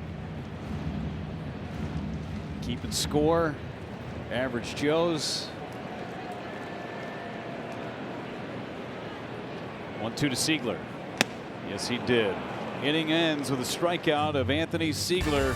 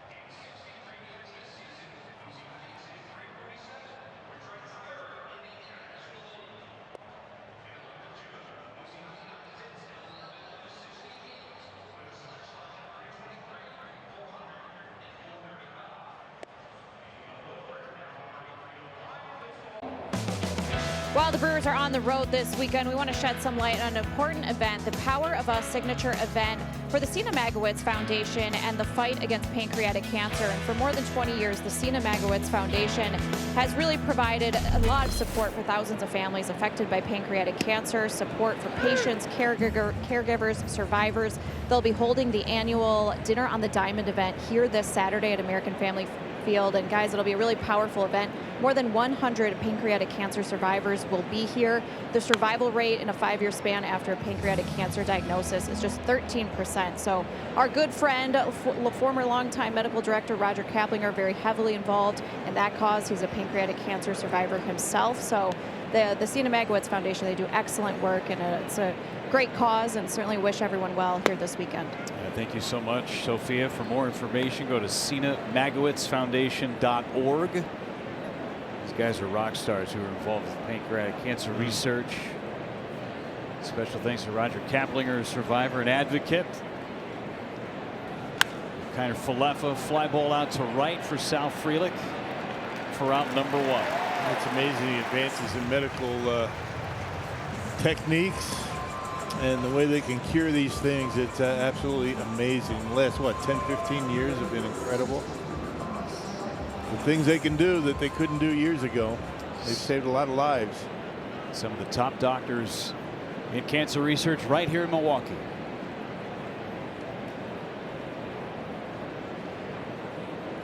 Ronnie Simon, a base hit to start that 3-run 5th inning.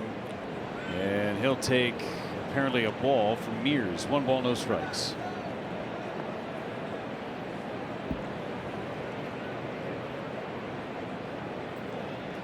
Got the last out of the 5th did Mears. Trying to get through the 6th. And another bullet to center by Simon.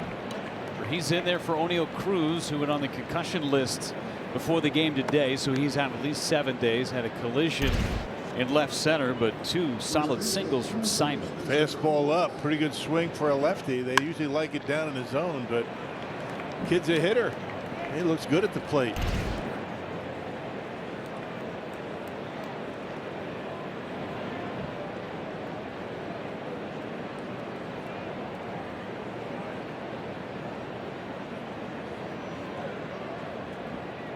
Pitch to Horwitz is a strike.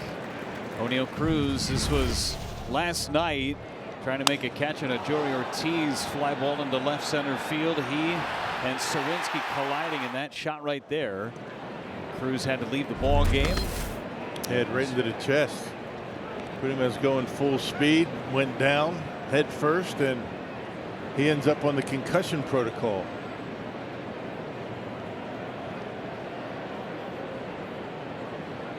Swing and a miss. Horwitz with a 1-ball 2-strike count. Never want to be messing around with stuff around the head and neck area. No. When in doubt, sit him down.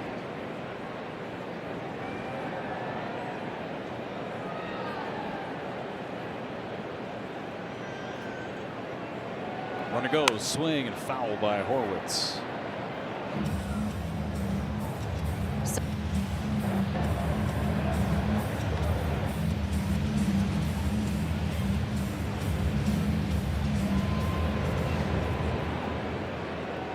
One out, middle of the order.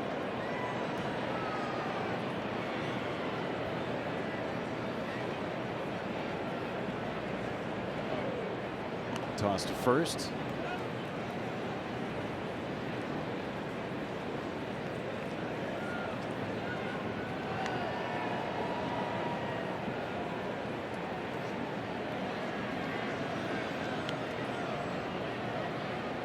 Simon goes 1-2, swing and ground ball hit to third. Siegler's got it.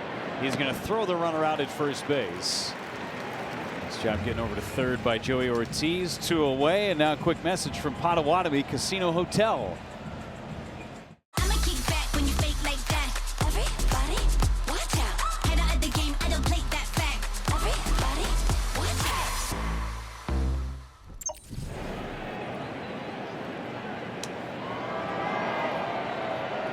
Runner in scoring position with 2 outs.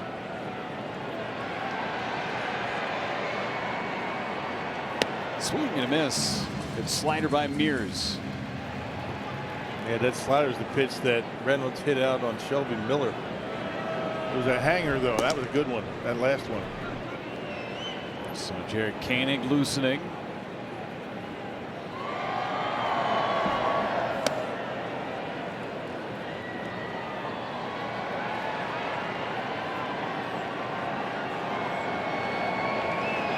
Simon standing at second base, another man in scoring position. 5 of the 6 innings, Pirates have threatened at 9 hits in this game. Reynolds fouls it away. They had 7 hits in the first 2 games combined. They about hit the Brewers today.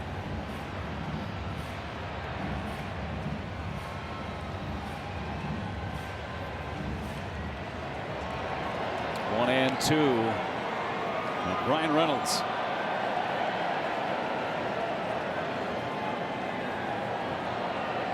Reynolds into right center, sends Frelick back, and Reynolds goes deep again. 6-5 as Reynolds hits his 2nd home run of the game. 5 RBIs for Brian Reynolds. Well, we've seen this story before, haven't we? Brian Reynolds. Another breaking pitch. This looks like a curveball this time. He goes down and gets it and drives it on out of here. We've got a 1-run game.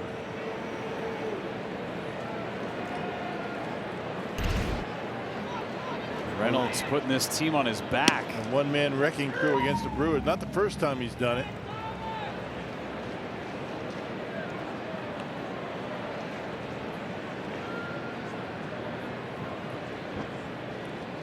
Pham, a swing and a miss. It's a quick 0-2. 2 out, 2-run homer. The Brewers need to add on in a big way.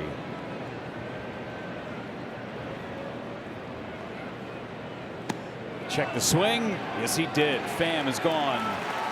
So a good response by Mears after giving up the home run. Pham strikes out, but it's a 1-run game in Milwaukee.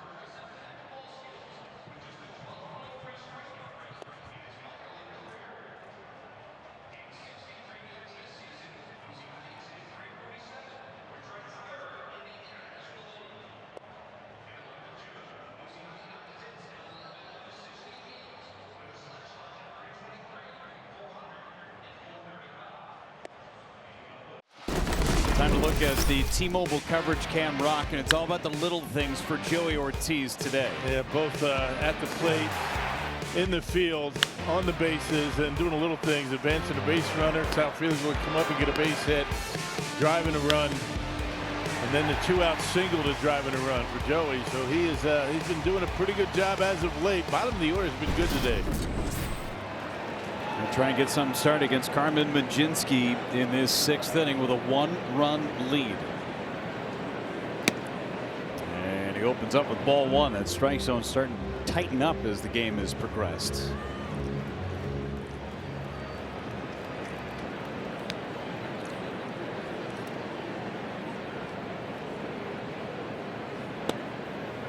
That's low. 2 balls, no strikes on Ortiz. It has tightened up, hasn't it? The last 2 pitches pretty close. Brewers led this game 6-0 after 4. Pirates have been giving the Brewers a taste of their own medicine. Well, Brian Reynolds has. Yeah.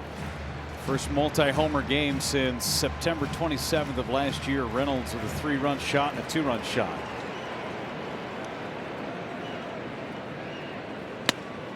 That is not even close. That's the furthest from a strike of the first 4 pitches in the sequence. Automatic sometimes, right? 3-0.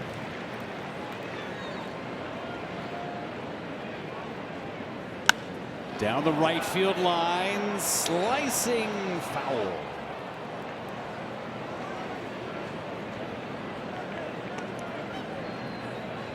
There it is. Everybody was looking for that baseball. Where'd it go? Where'd it go? Oh, it's in my seat. I got it.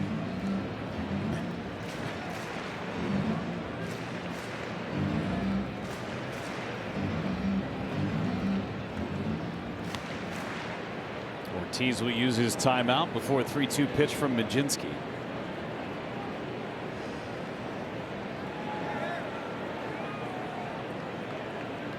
Top of the order to looming.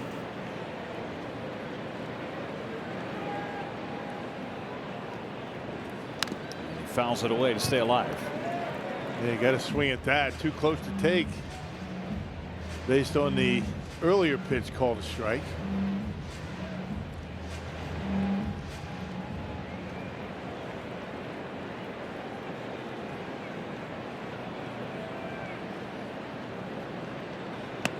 And he walked him. Good AB from Joey Ortiz. Go downstairs, check in with Sophia Minard. Sal Frelick had himself a snack during the game yesterday, huh?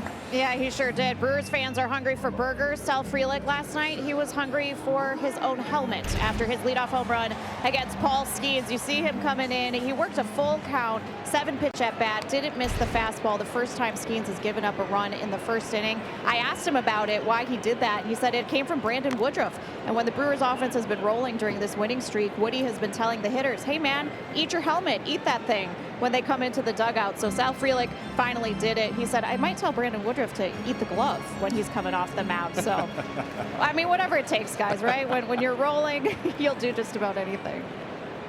Good stuff, Sophia. Thank you. As Frelick, even in the count 1 ball 1 strike, saw him number 4 in the National League in terms of his batting average. Dentists were cringing. Yeah. Well, either that or Frelick probably said, if I hit a home run off of Skeens here, I'm going to eat my hat. Yeah.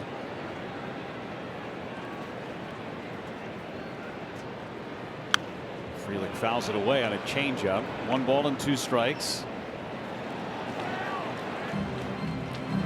Oh, look at that. So we're in the 6th inning. They're just getting started. I want to put the helmet on. Here, give me the helmet. Cheesing. Been a long time since I've had to deal with that. You got grandkids, but you get to push them off. Yeah, Mom. Look at the cheesy smiles. Mom, they're acting up. Take them.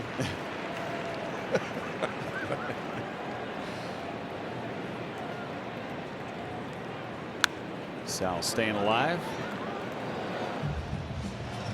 Those kids are going to have to be separated by the 7th inning, I'm guessing. One on one side of the adult, and the other on the other side.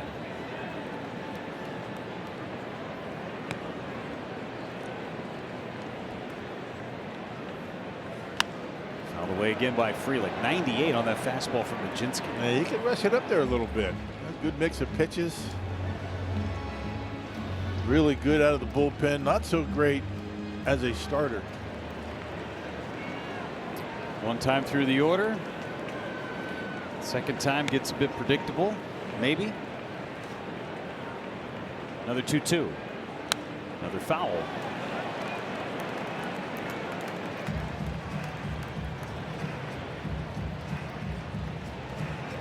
This will be the 8th pitch of the sequence.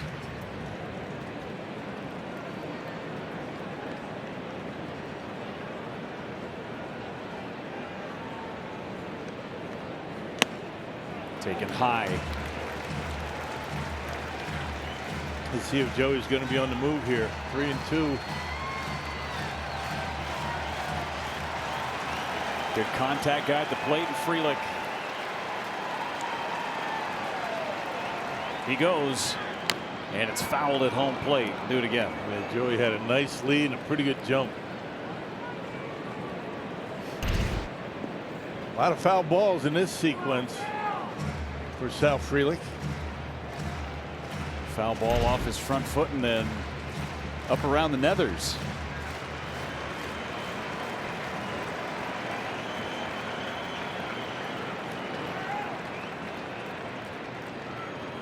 That's ball 4.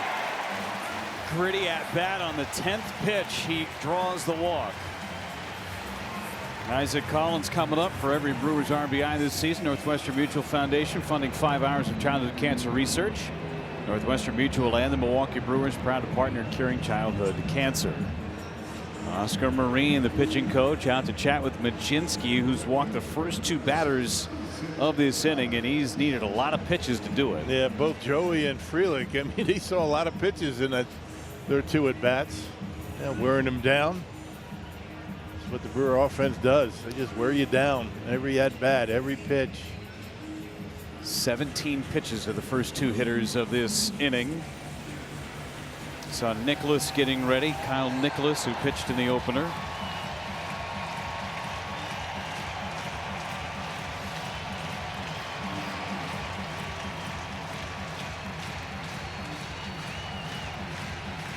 Isaac Collins, an RBI double back in the 4th inning. The Brewers trying to give themselves some breathing room again. Just a 1-run lead. Time is called. Baseball out on the field. Umpires stopping play. Or something out on the field. I'm just going to assume it's a baseball. It is. Yeah.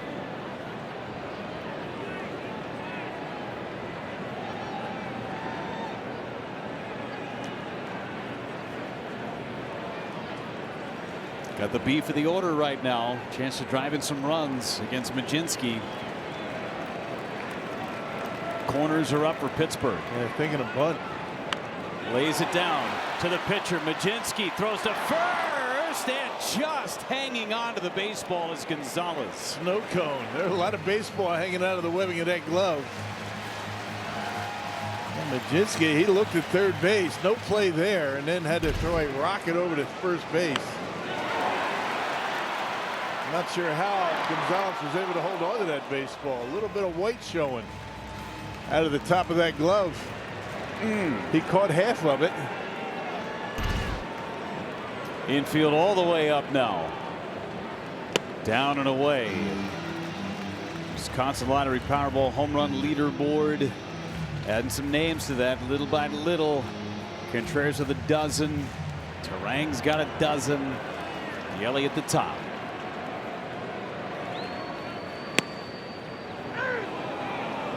Right at the bottom of the zone. It's 1-1. Contreras saying, all right. That hadn't been a strike for me back there. A little inconsistency back behind home plate all of a sudden.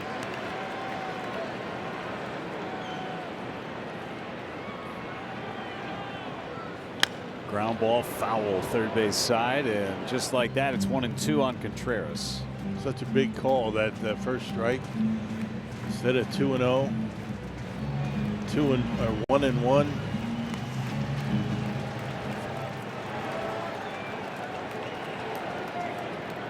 And Contreras will use his timeout.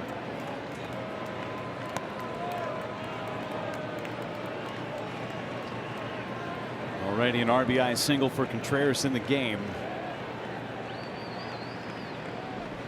Ooh, and a foul ball. Yeah, hit the knob of the bat. Yep. And Contreras not even trying to sell it.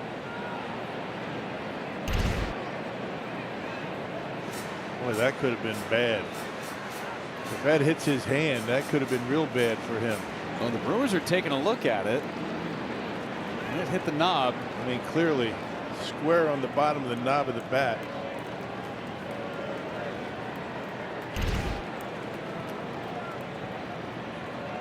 Another 1-2 pitch going in. And that's a fair ball down into the right field corner. 2 runs will score, and Contreras comes through. Yeah, how about that? My goodness. Just slices one inside the bag. That's why he didn't try and sell the hit by pitch. Give me another pitch. I'm going to drive in 2. There's a big hit. Takes away a little bit of the momentum for the Pirates. They had scored 5 unanswered runs. No more, though. They were giving him the line, and he took it. So now it's Yelich. And he hits one in the air to left. Not deep. Pham for the second out. I'll tell you, that's something that William Contreras was not able to do early in the year. He was just feeling to the baseball, maybe hit a ground ball to second. But now, last month or so, he's driving the ball to right field. That's what we used to see from him first couple of years here. Some major breathing room now as Andrew Vaughn is the hitter. He's doubled, lined out, and popped out.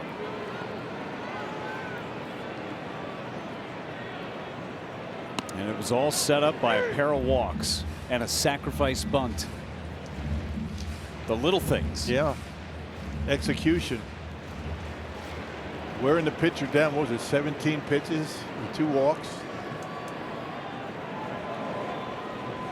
On a swing and a miss, and it's 0-2.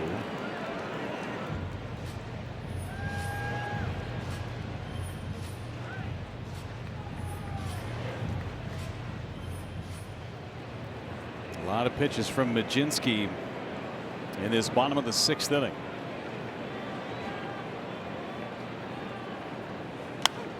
Popped it up foul and into the seats. Let's play fully, brought to you by Aurora Healthcare. Andrew Vaughn last night, longest by a Brewer at home this year, 441 feet. I think they shorted him.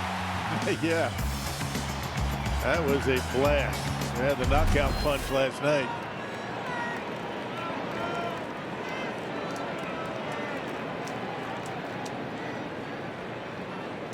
Another 0-2.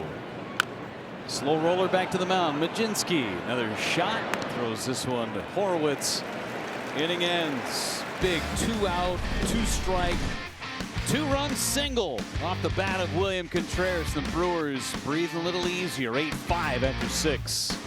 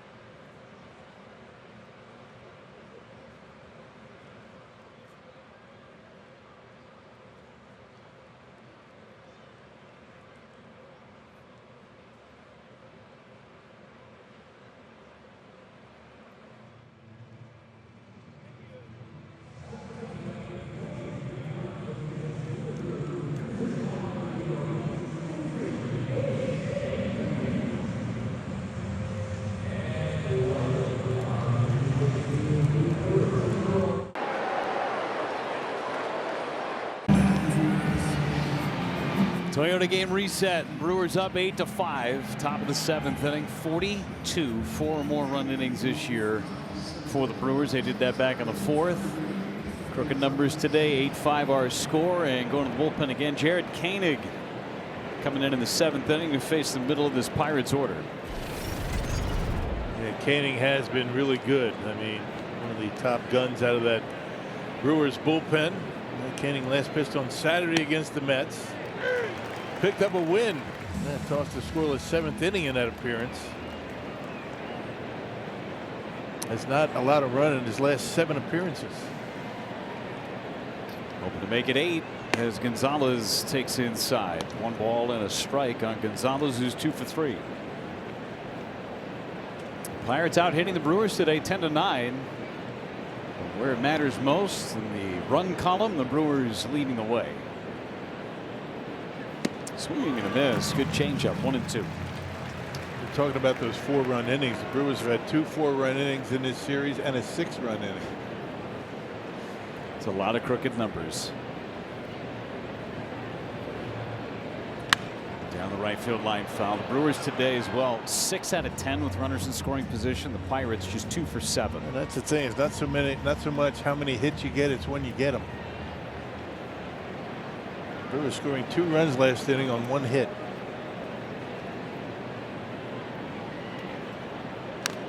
Fouled away. In the series now, the Brewers are 16 for 29 hitting with runners in scoring position. Man, 23 hits on the homestand with runners in scoring position.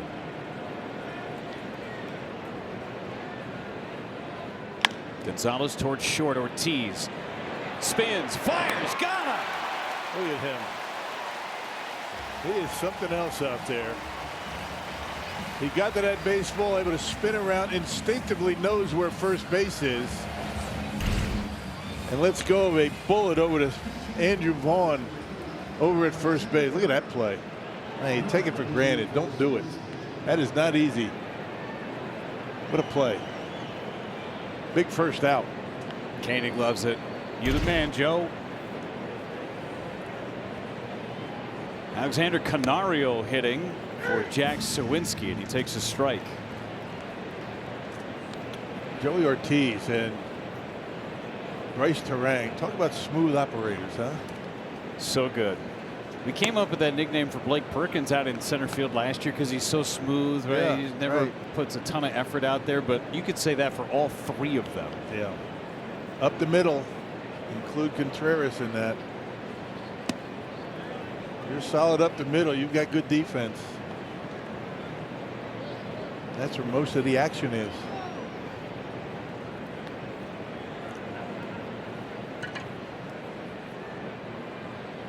You don't win the team Gold Glove on accident.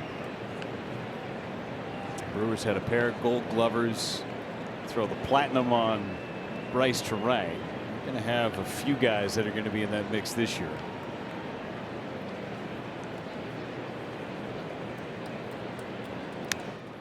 Big cut from Canario. 3-2. And it's not something that you talk a lot about. I mean, that does not get a lot of headlines. I mean, defense, pitching and offense and things like that. But it's little things. The defense, giving an opposition only 27 outs in a game. To short again. 2 hops for Ortiz. Perfect read on a 2-hop ground ball to short. Turning outs into outs. Make all the routine plays. Make some of the great plays. That's what the Brewers have been doing.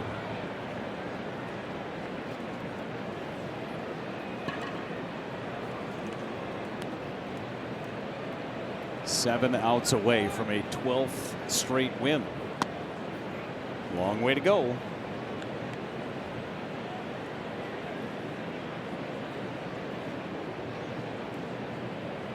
Another sellout crowd. 40,123 on a Wednesday afternoon in August. Right. Where would you rather be than right here? Pretty good product they're throwing out there these days.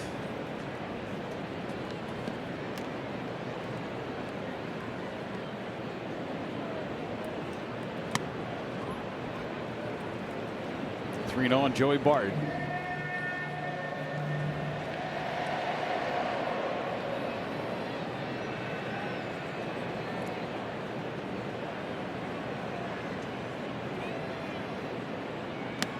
And he walked him on 4 straight. Opens the door for Jared Triolo.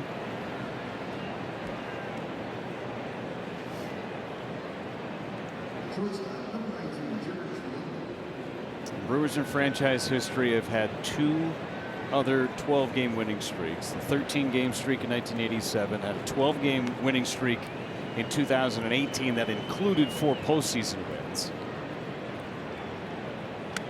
Ended the regular season on an 8-game winning streak and then won the first 4 in the postseason. And right now an 11-game streak, trying to match that 18 regular season postseason run. So magical, sent the Brewers to the NLCS against the Dodgers in a Game 7. 5 straight out of the zone, and Contreras talking with Koenig. You were part of that '87 team. That started the year. Yeah, I mean, 13-0 to start the season. We ended up close to 500 at the All-Star break. Lost 12 straight in May. Kind of a roller coaster team streak. Molitor's hitting streak. 39 games. Boy, that was something to behold. To watch him go through that. After 5 straight out of the zone, Triolo came out of his shoes. You tell the story all the time about Rick Manning getting booed. When that hitting streak ended, Paulie was on deck. Manning hit a walk-off. Yeah. People couldn't believe that Manning was actually trying to win the game.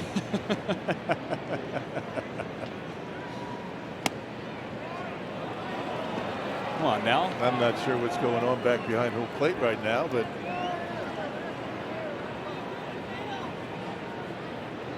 Rick Manning probably thinking to himself, I'm ready to go home. He had all game to get a base hit. Why are you waiting? You hit a walk-off and get booed at home.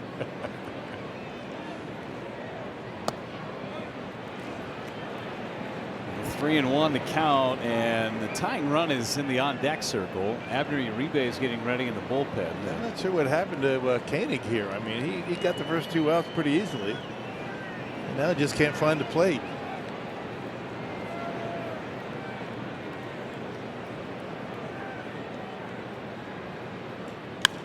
Fouled away, 3-2.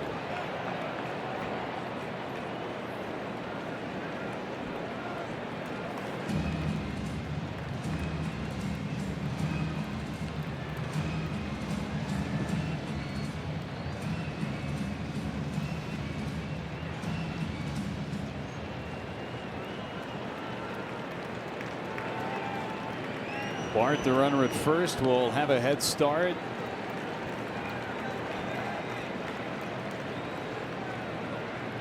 Payoff. Got him. And Contreras held it for an extra moment just for good measure.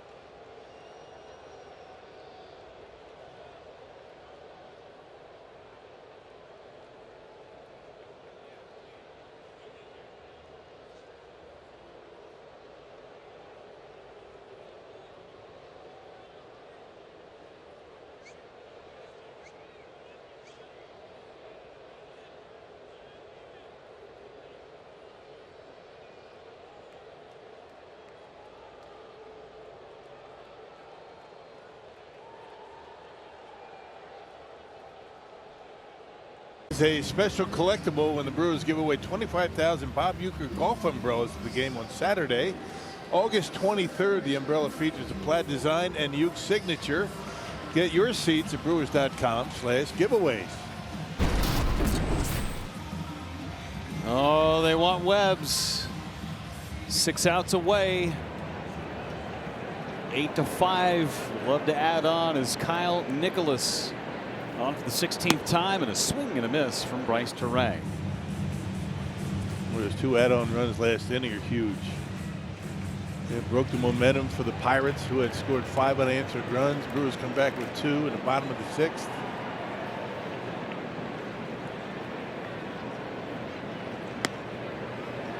Going 2 on Bryce Terang. Saw Canario take over in center. Never have enough breathing room, especially when you know Reynolds is due up 4th in the 8th inning. Reynolds responsible for all 5 Pirates runs, a 3-run homer and a 2-run homer.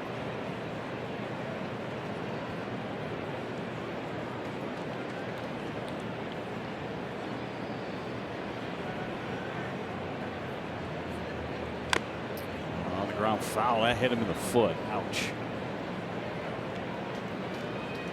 Shin guard and all. Yeah, got the shin guard. Still hurts. You ever drop a hammer on your foot? I try not to do that, but That's what it feels like. I did that a couple of days ago, actually. dropped a hammer on your foot? Sledgehammer or just single? No, just it's a nail hammer. Okay. Still doesn't feel good. No, didn't have a shin guard on either. No. Bare feet? Do you have shoes on? No, shoes. Okay. You okay? Oh yeah. No injured list in for you? Not even a limp. Good. Band-Aid? Nope. Didn't even rub it. Down and in. 2-2. Screamed pretty loud, but didn't rub it.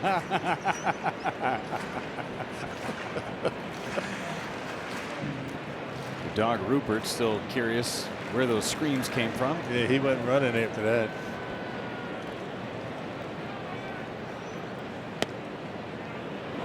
Just missed. 3 balls, 2 strikes, and I don't think it missed at all. No, it didn't.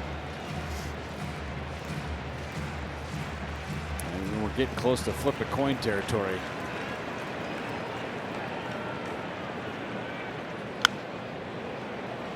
Stays 3-2. Seems like every at bat. I mean, these guys are just grinding. Pitchers throwing a lot of pitches, taking close pitches. They all add up. Wear the opponent down. Fouled away. And have a 10-pitch at bat.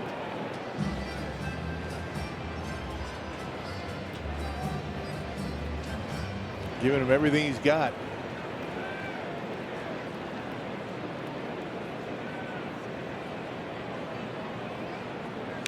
And he foul tipped it into the glove of Bart. The at bat ends.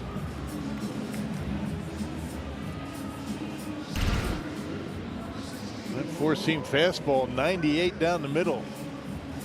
Just a bit underneath. 0 for 4 for Bryce Terang. And Blake Perkins is the hitter. Perkins 0 for 1, a walk and a hit by pitch.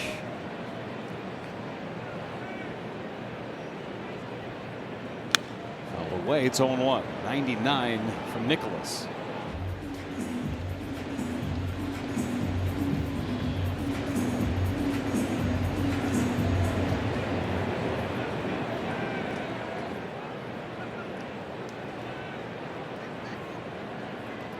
Swing and a miss. Nasty slider. 91. Pretty good velo on that breaking pitch. Former second rounder by the Marlins out of Ball State in 2020. And that's up the middle, a base hit. Perkins hit number 10 for the Brewers.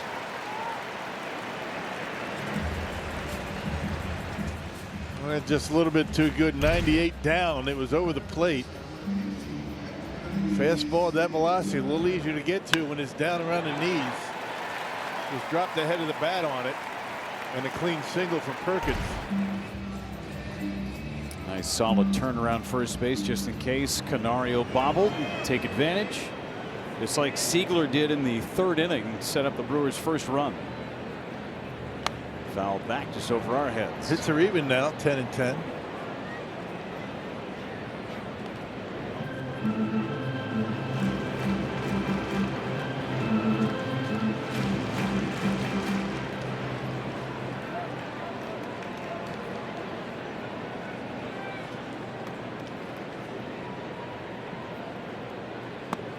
It's down and in.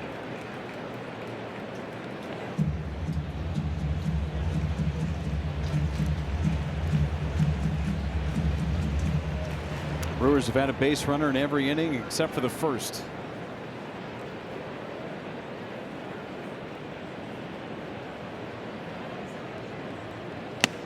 Chase that high fastball, 1-2.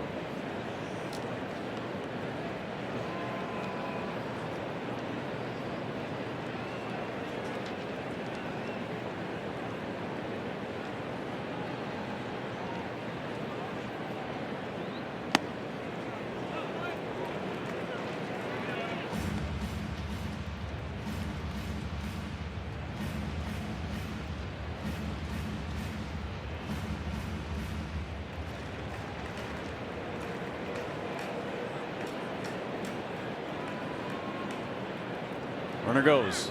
It's low. Throw to second base. Perkins is safe. Second stolen base of the game for Blake Perkins. They had a really good jump. Really no chance for Bart. They threw it anyway, but no chance to get him. See the way Perkins slides on the outfield side of the base, making the tag a little bit longer.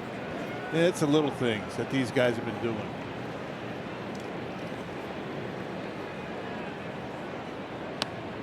That's down and in. Siegler's going to draw a walk.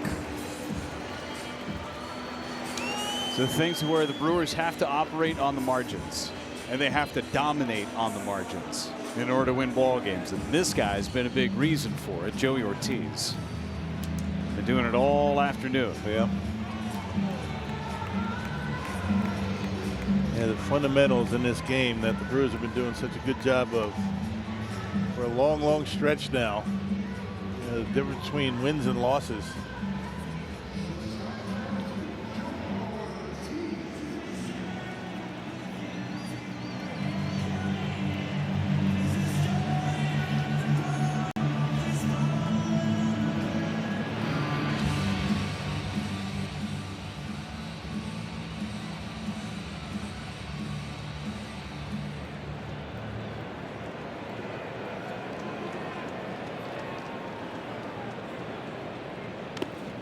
Pick by Bart, saved 90 feet.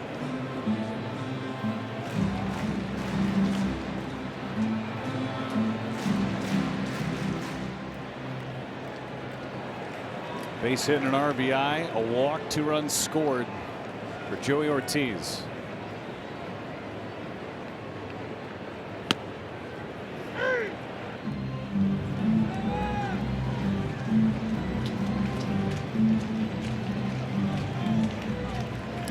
Have Abner Uribe cranking it up in their bullpen for the 8th.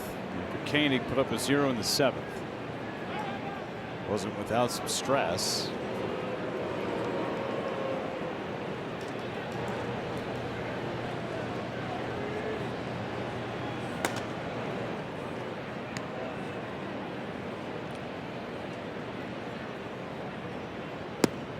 Lands a breaking ball. And now Ortiz goes to work.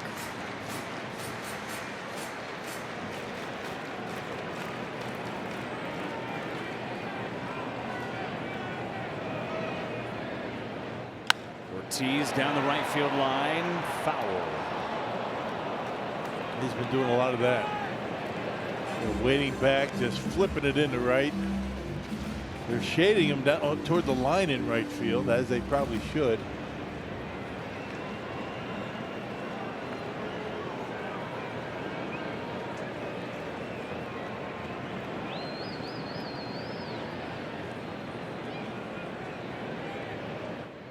Towards the middle and through a base hit. Perkins scores. Siegler trying to get to third. The throw there. Late. Ortiz follows. He's at second base. Ortiz comes through again, and now the attention is on Siegler. They will not challenge the play. Let's see where this one gets Siegler. Did he get tagged in the face? Yeah, I think they get him in the head somewhere, the face.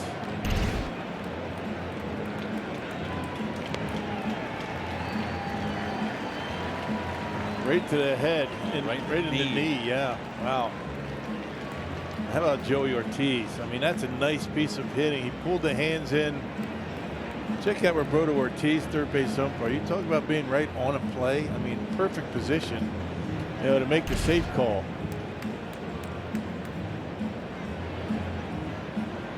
That was just a beautiful piece of hitting by Joey Ortiz. Taking a fastball, pulls the hands in, shoots it up the middle, and the Brewers extend their lead. And another 2-strike hit for Joey Ortiz to drive in a run. And we're going to get a base runner for Anthony Siegler, as Caleb Durbin is going to come in and run. Maybe some further testing there for Siegler, but comes off to a standing ovation. He's had a good day today. About the bottom three in the batting order, what they've been able to do. Seems like they've been on base every time up almost. Between the three of them, they've been on base 8 times. Yeah. Infield's up. And a breaking ball high on Sal Frelick. Frelick's driven in a pair. Single and a double, a walk. He's scored 3 times.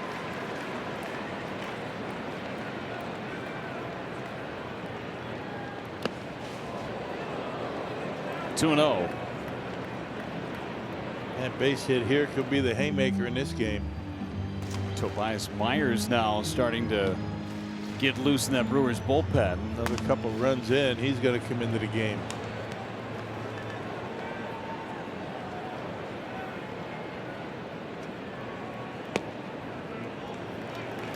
3-0 on Frelick. Tell you what, you better throw the ball right down the middle right now. You're not getting anything on the edges. See if he's got a green light on 3-0. The infield up, 2 men in scoring position. Right down the corner. 3-0's automatic. Yeah, right down the corner.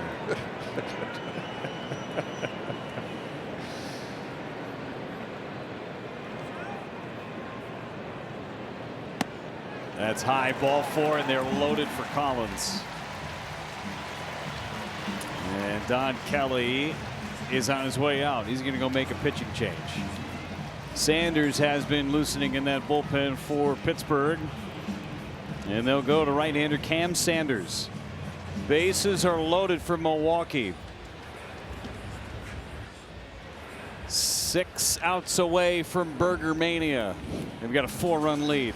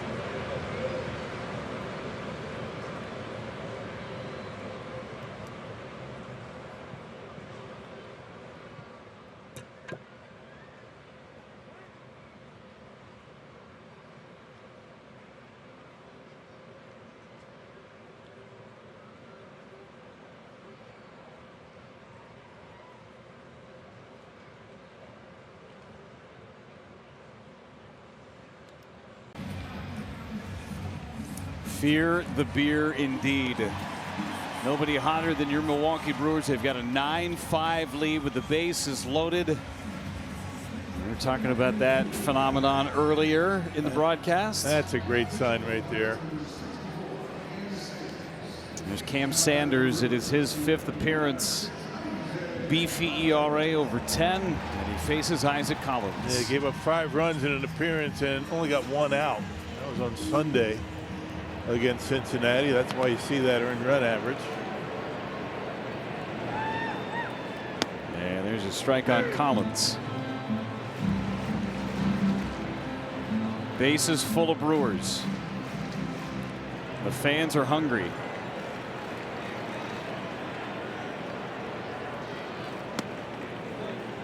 Didn't miss by much. Ball and a strike. Collins 4 for 9 with the bases loaded. Delivered a sac fly in the situation last night.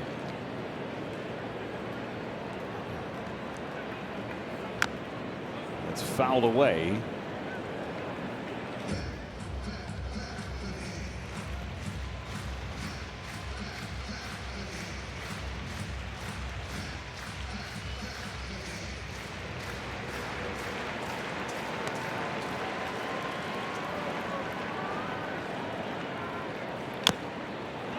Fouled away again. First base side. Another changeup. A lot of changeups from Sanders. Yeah, he's got a good one.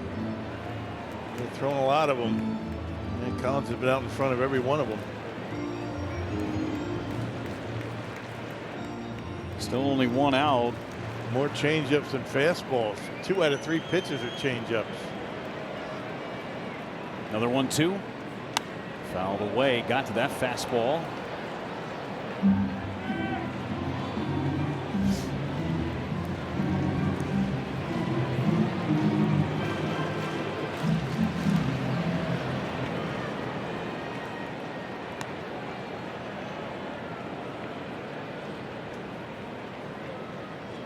Way outside. Feels like Bart's been diving all over the place behind the plate today. Yeah.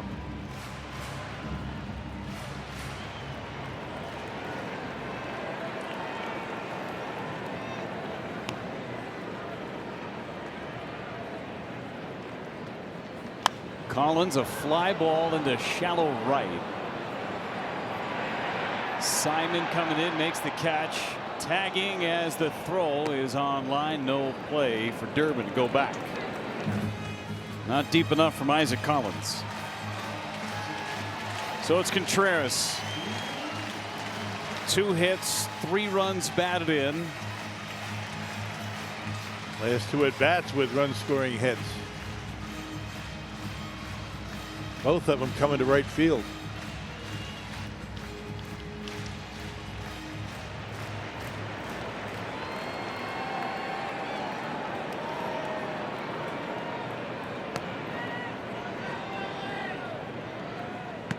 Takes up and in with a breaking ball.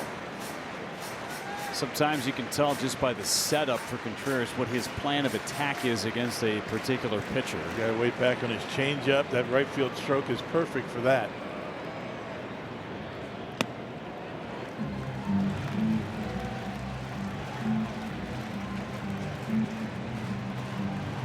Foot on that back line of the batter's box. Contreras this year 0 for 3 with the bases loaded.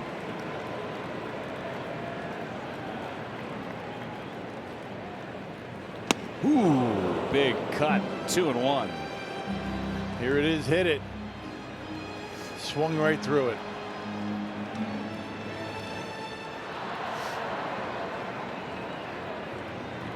Great speed on the bases. Still a good hitter's count for Contreras.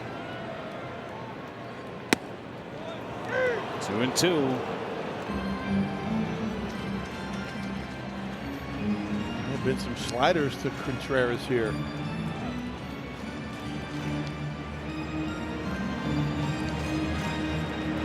Joey Bart out to make sure that Sanders can hear the signs.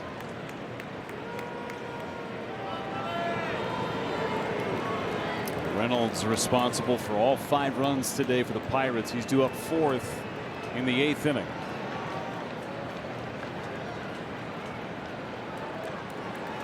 Contreras looking for a big hit. 2 balls, 2 strikes, and 2 outs.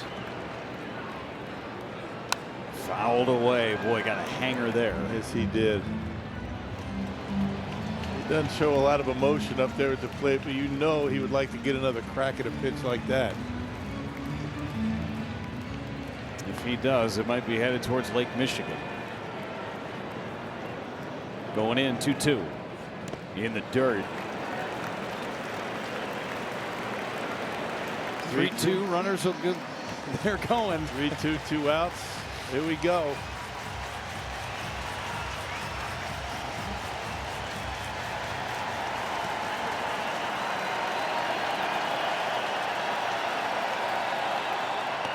And he walked him. A 4th RBI in the game for Contreras. Make it 10-5. So we say it again. That one didn't miss by much. How many times have we said that today? That is a tough pitch to take on a full count. 2 outs. Bases loaded. Just barely out of the strike zone. Get a new pitch comm device out to Sanders.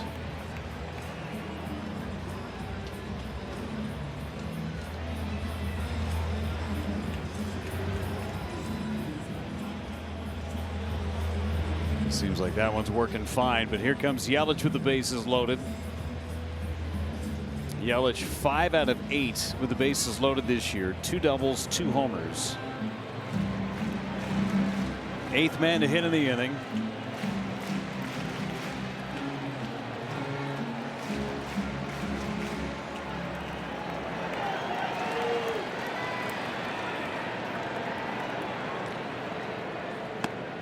Ball 1. RBI single for Yelich back in the 3rd.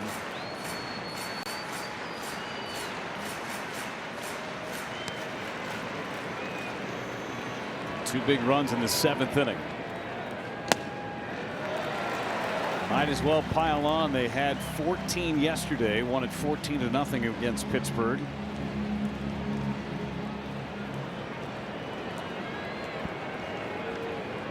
Trying to capture some history. 2-0. 2-1.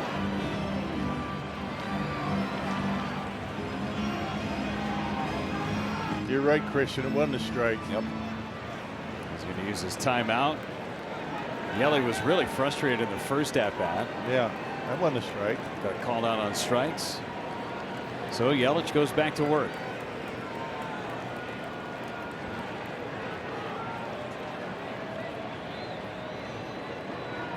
Swing and a miss.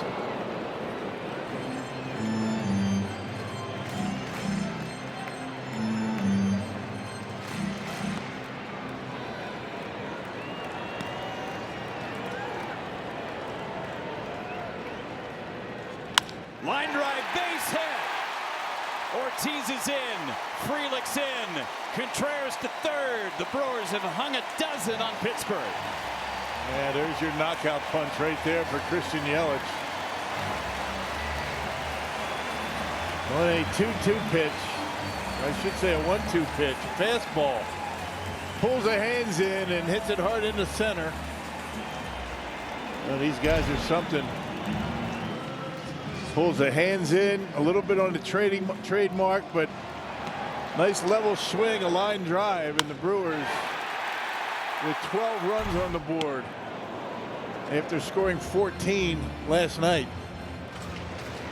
33 runs so far in the first 2+ games in this series against the Pirates. Now Vaughn.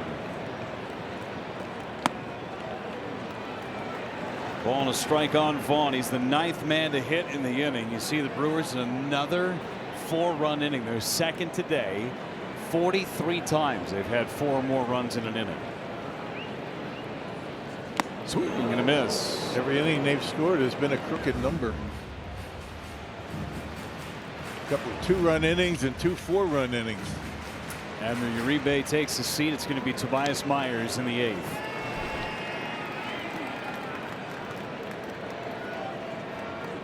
Wave and a miss. Vaughn has gone on strikes. But the Brewers strike for 4 more in the 7th inning, 3 coming with 2 outs.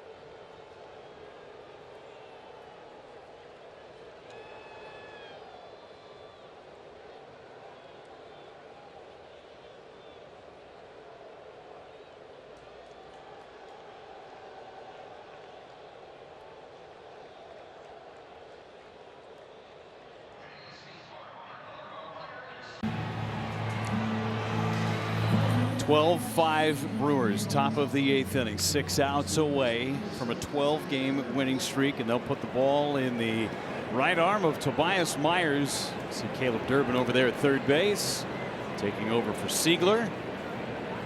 And there's Myers, 10th game in the big leagues. Yeah, he's been up and down quite a bit, but you would think that Pat Murphy's going to ask him to finish this one today.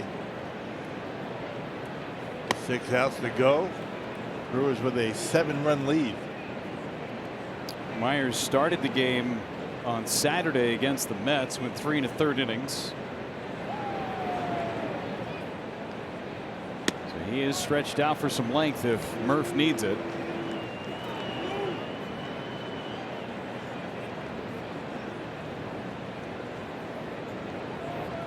Tuno on Kiner Falefa. Fly ball to shallow right. Sal Frelick. Long run, foul ground, and he's able to hold the pose. It's a foul ball. Don't get hurt.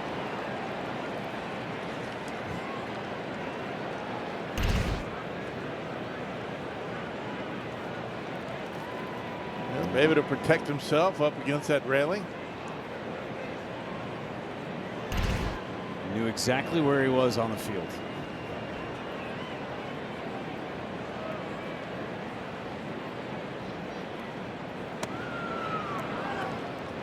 Three and 1 on Kiner Falefa. 0 for 3 today. 1 out of 9 in the series.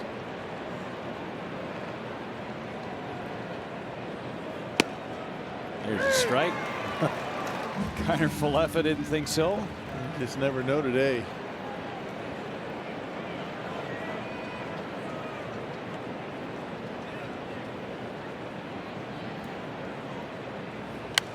Sprayed it foul. Guess the moral of the story is just be ready to hit. If it's close, be ready. Well, today, you know, he pitches close, take it. It's probably going to be a ball. In a tight zone.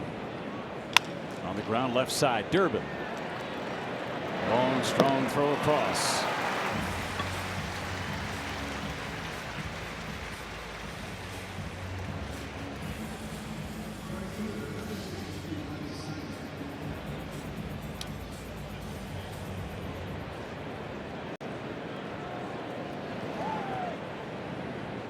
Ronnie Simon, a couple of base hits for him, and scored a pair of runs ahead of 2 homers by Brian Reynolds. And it takes strike 1.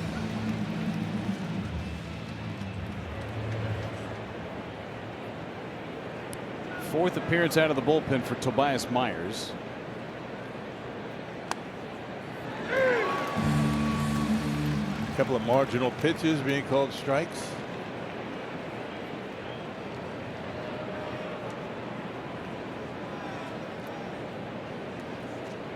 Makes me feel like the alumni home run derby when Carlos Gomez asked heads or tails, and he said face. Fouled away.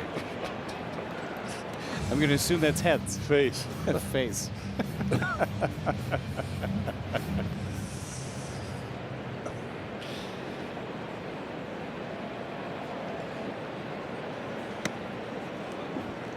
One and two.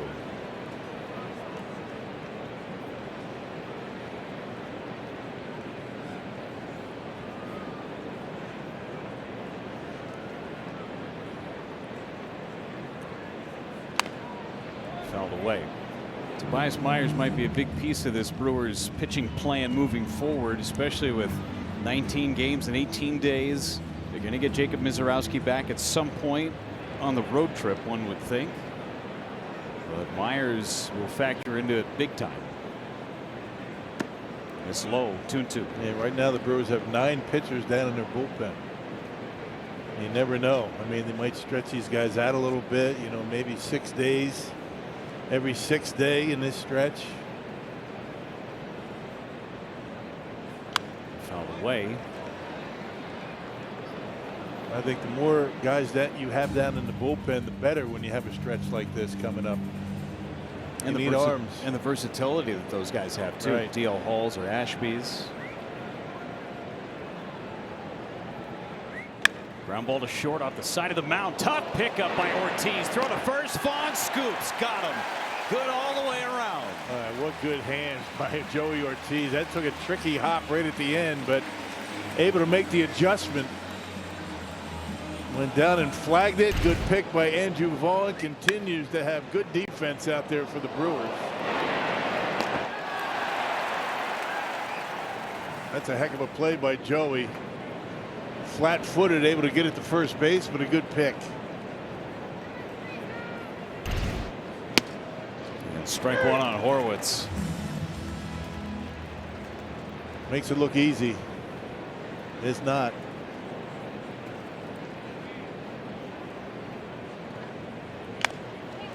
Second base, Terang. Much easier play. It's 3 up and 3 down for Pittsburgh. 3 outs away for the Brewers in their 12th straight win.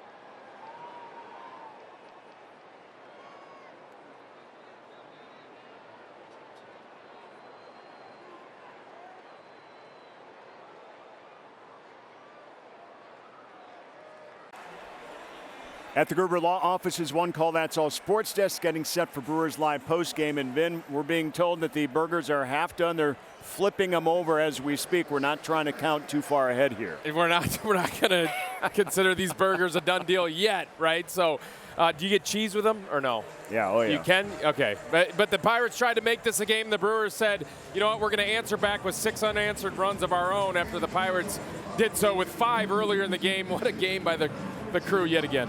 Going for 4 straight sweeps. This is an unbelievable run. Pat Murphy and his staff want to finish it off. Brewers Live postgame presented by Freighter and the Medical College of Wisconsin. We'll hear from Murph. Sophia's got interviews outside the dugout as well. We'll get inside the clubhouse, get you set for the big road trip starting in Cincinnati on Friday as well. And maybe we're eating pregame and eating postgame and making a one-day piece of history here on the broadcast. I like where your head's at, Craig. We started with cheese curds, and why don't we finish it off with some burgers? It's a great idea. Appetizer and then the main course. Andrew Monasterio leads it off for the Brewers. He's hitting for Bryce Terang. Terang 0 for 4 and riding that hitting streak, but it will not continue as Monasterio hits for Terang. Isaac Mattson, the new pitcher for Pittsburgh. Count is even at a ball and a strike. And Mattson last pitched on Sunday. Good numbers for Isaac Mattson. 27th game. Good earned run average. More strikeouts than innings pitched. Brewers have seen Mattson a couple of times. Yelich hit a homer against Mattson that's still floating in the Allegheny. Maybe at this point it's in the Ohio somewhere. Yeah, somewhere. Monasterio fouls it away and makes it a 2-ball, 2-strike count.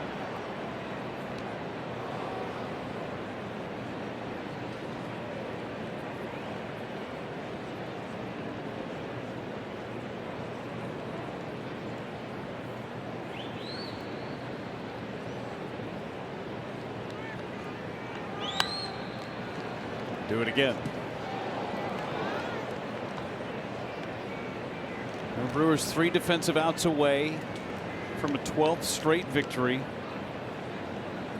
Coming into today, Rock, during this 11-game winning streak, they were outscoring their opponents 91-34. Man.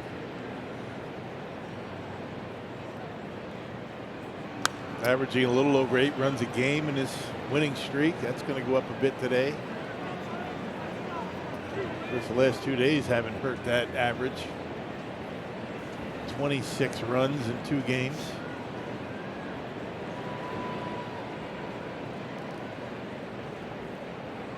Monasterio down the left field line, and that's going to be in the seats.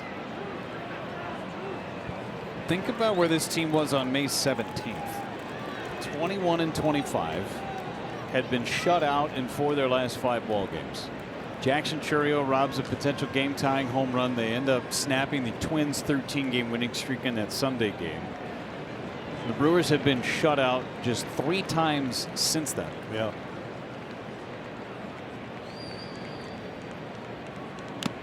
Foul tip held onto by Bart. These are the numbers since May 18th, the numbers we were just talking about. 54-19. And averaging almost 5 3/4 runs a game, hitting .311 with runners in scoring position, and the pitching has been remarkable. Yeah, a lot of that 4.19 ERA the first 3 games of the year in New York. I mean, that was just a the Yankees just took it to the Brewers. You know, tons of homers. Remember all the talk about the torpedo bats? The things have turned drastically for this team. They were challenged to find their edge, and they found that razor's edge. You really got to tip your hat to Pat Murphy and the coaching staff to keep these guys positive, keep them all on the same page, get them all involved. Ricky Weeks has a lot to do with that. Fly ball to left. Tommy Pham got turned around but makes the catch. A lot of the toughness of this team is, you got to give Ricky Weeks a lot of credit for that as well. I mean, that guy, probably the toughest guy, one of the toughest that has ever put on a Brewer uniform. Leading by example. Sophia's got more on how this whole thing got started down in the dugout. It's a totally resilient group. Yeah, you can go back to May 25th, the series finale at PNC Park against these Pirates, and it was Caleb Durbin that was in the middle of all of it. The Brewers were able to come back in the 8th inning, and you talked about Pat Murphy challenging this team to try to find their edge. It was the first time they were able to come from behind, and now fast forward, they have 30 comeback wins. They've had a couple of them here on this winning streak, so it was kind of really that game that was the turning point. Then they came home, and it was the start of an 8-game winning streak. They came back, they swept the Boston Red Sox, went on the road, they swept the Phillies. That carried over into Cincinnati. So Pat Murphy has pointed to that game often of when this team maybe found that competitive edge again, and they've just taken off since then. Thank you, Sophia. As Durbin ahead of the count, 2 balls, no strikes, and a ground ball to third. Kiner Falefa throws him out. Inning ends. We go to the 9th. 3 outs from Burger time.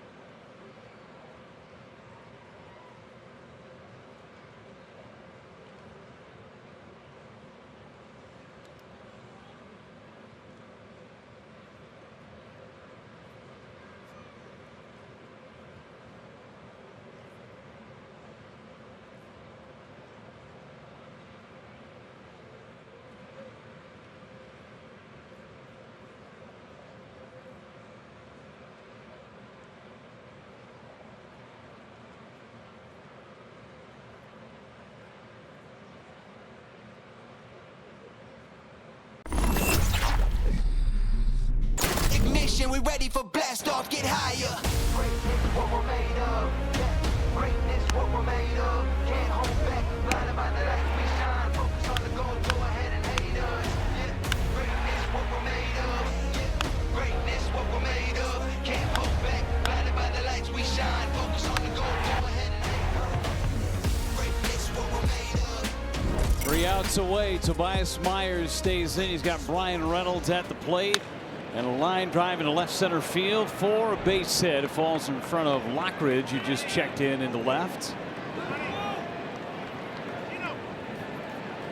A couple of defensive changes. Durbin is now at second base. Monasterio is at third. And there's Lockridge out in left.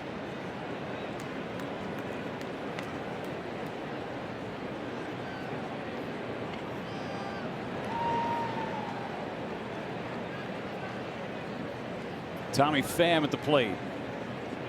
And Pham takes a ball.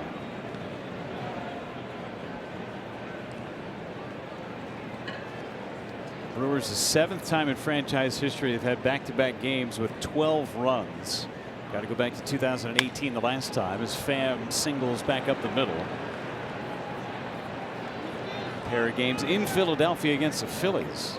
Scored 12 runs in each of those. 14 last night, 12 today. Yeah, swept the Phillies in Philadelphia. They swept the season series against the Dodgers. I mean, those are 2 pretty good teams that the Brewers have been able to pretty much control pretty well. Scoring a lot of runs. That's been a nice stretch. It's an understatement. A 7-run lead. Gonzalez fouls it away.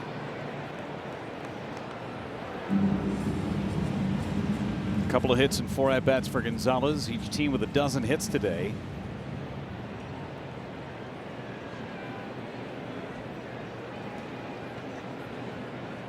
On the ground to third. Monasterio going to step on the bag, throw to second to get 2. Wow, how about that double play? I thought he was going to go to first base. A little closer to third base. That could have been a triple play, but a little bit too far to go. He catches that ball right on the bag. I think he might have had a chance at a triple play, but hey, they got two. Well, and out away from a 12th straight win. Fitting, they've got 12 runs on the board. Canario at the plate.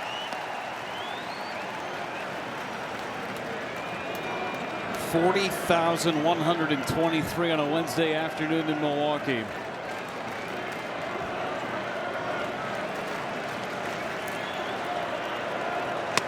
Not sure if they're saying let's go Brewers or let's go Burgers. It could be both.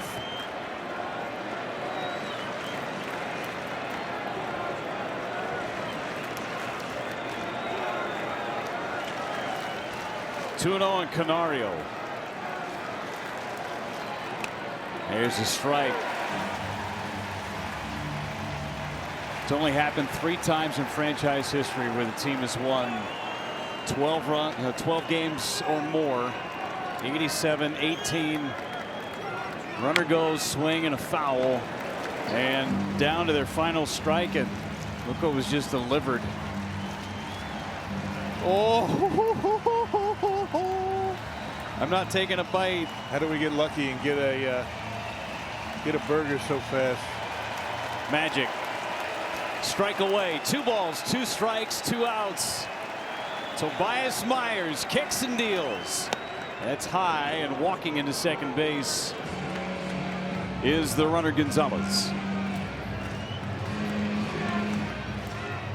I'd say the grills are hot. 3-2 pitch. Struck him out.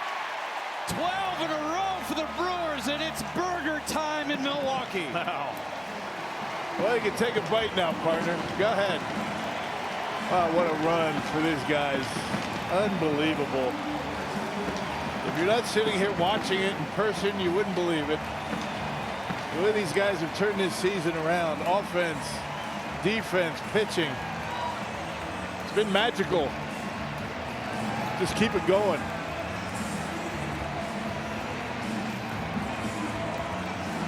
This is the second time in the regular season, postseason not included, that they've ever had a dozen in a row. Go back to 1987. That was Rob Deere on Easter Sunday.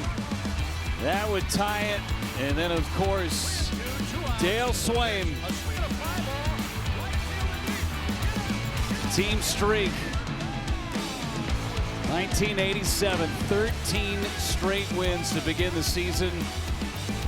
The Brewers with 12 in a row. And it ain't done yet. 4 straight series sweeps for the Brewers to go along with it. And they will tell you that they haven't accomplished a thing yet. Just the beginning. Everybody in the crowd absolutely loving it. Sophia is downstairs with Christian Yelich. Thanks, guys. Christian, for just the 3rd time in franchise history, a 12-game winning streak. You have to go back to the end of 2018, the last time you guys went on this type of run. Yeah. What stands out to you about how this team has competed? Yeah, I mean, it takes a team effort to win a game, right? You got to pitch well, you got to, perform good on offense, play good defense, and we try to do that every night and just try to stack them together, and that's kind of how we've gone on this little run. You guys have scored 103 runs on this winning streak, back-to-back games with 12 runs. How has constant pressure been the key to this offense? Just trying to have good at-bats, not doing too much and taking what the game gives you and pass it to the next guy and just keep doing that throughout the game and see what happens. You guys have won all 7 of Brandon Woodruff's starts. To get him back on the mound and pitching the way that he is, what does that mean to this team? Yeah, it's great to have him out there, and we love Woody over here, so anytime he's out on the mound, he competes, and he's going to go after guys, and the game's going to move quick, and he always gives us a chance out there, and we try to give him run support when we can. These fans wanted George Webb burgers, and you guys delivered with this 12-game winning streak. You guys have had phenomenal crowds, sold-out crowds here all week, Christian. How much does that support mean to this team, and you guys feel that support? Yeah, you got to give the people what they want, right? So they support us, and we're happy that they're getting their burgers, and You know, it means a lot to us. Yeah, we feed off the crowd. The energy in this ballpark's been unbelievable the last couple months, and looking forward to more of it down the stretch run, and it truly makes a difference. So, you know, we appreciate all you guys coming out and, you know, showing us support all year. All right, thanks, Yelly, guys. They gave the people what they wanted. Go get your burgers. We got them. We're ready to go. Rock, cheers, buddy. Burger time. Way to go. We didn't do much for him, but that we're going to enjoy it. Yes, we did. Away, Here we buddy. go. Oh, does that taste good? One of many coming up. Yeah. Here we go, George Webb. Fire up your grills. Cheers. We are ready to go. 12 straight and off to Cincinnati. 12-5 your final score. The Brewers sweep the homestand. 4 straight sweeps. Stick around for Brewers Live postgame show. Craig, Finney, everybody standing by. For Bill Schroeder, Sophia Minard, and our entire crew, I'm Jeff Levering saying so long. Go get your burgers, everybody. 12 straight wins for your Brew Crew.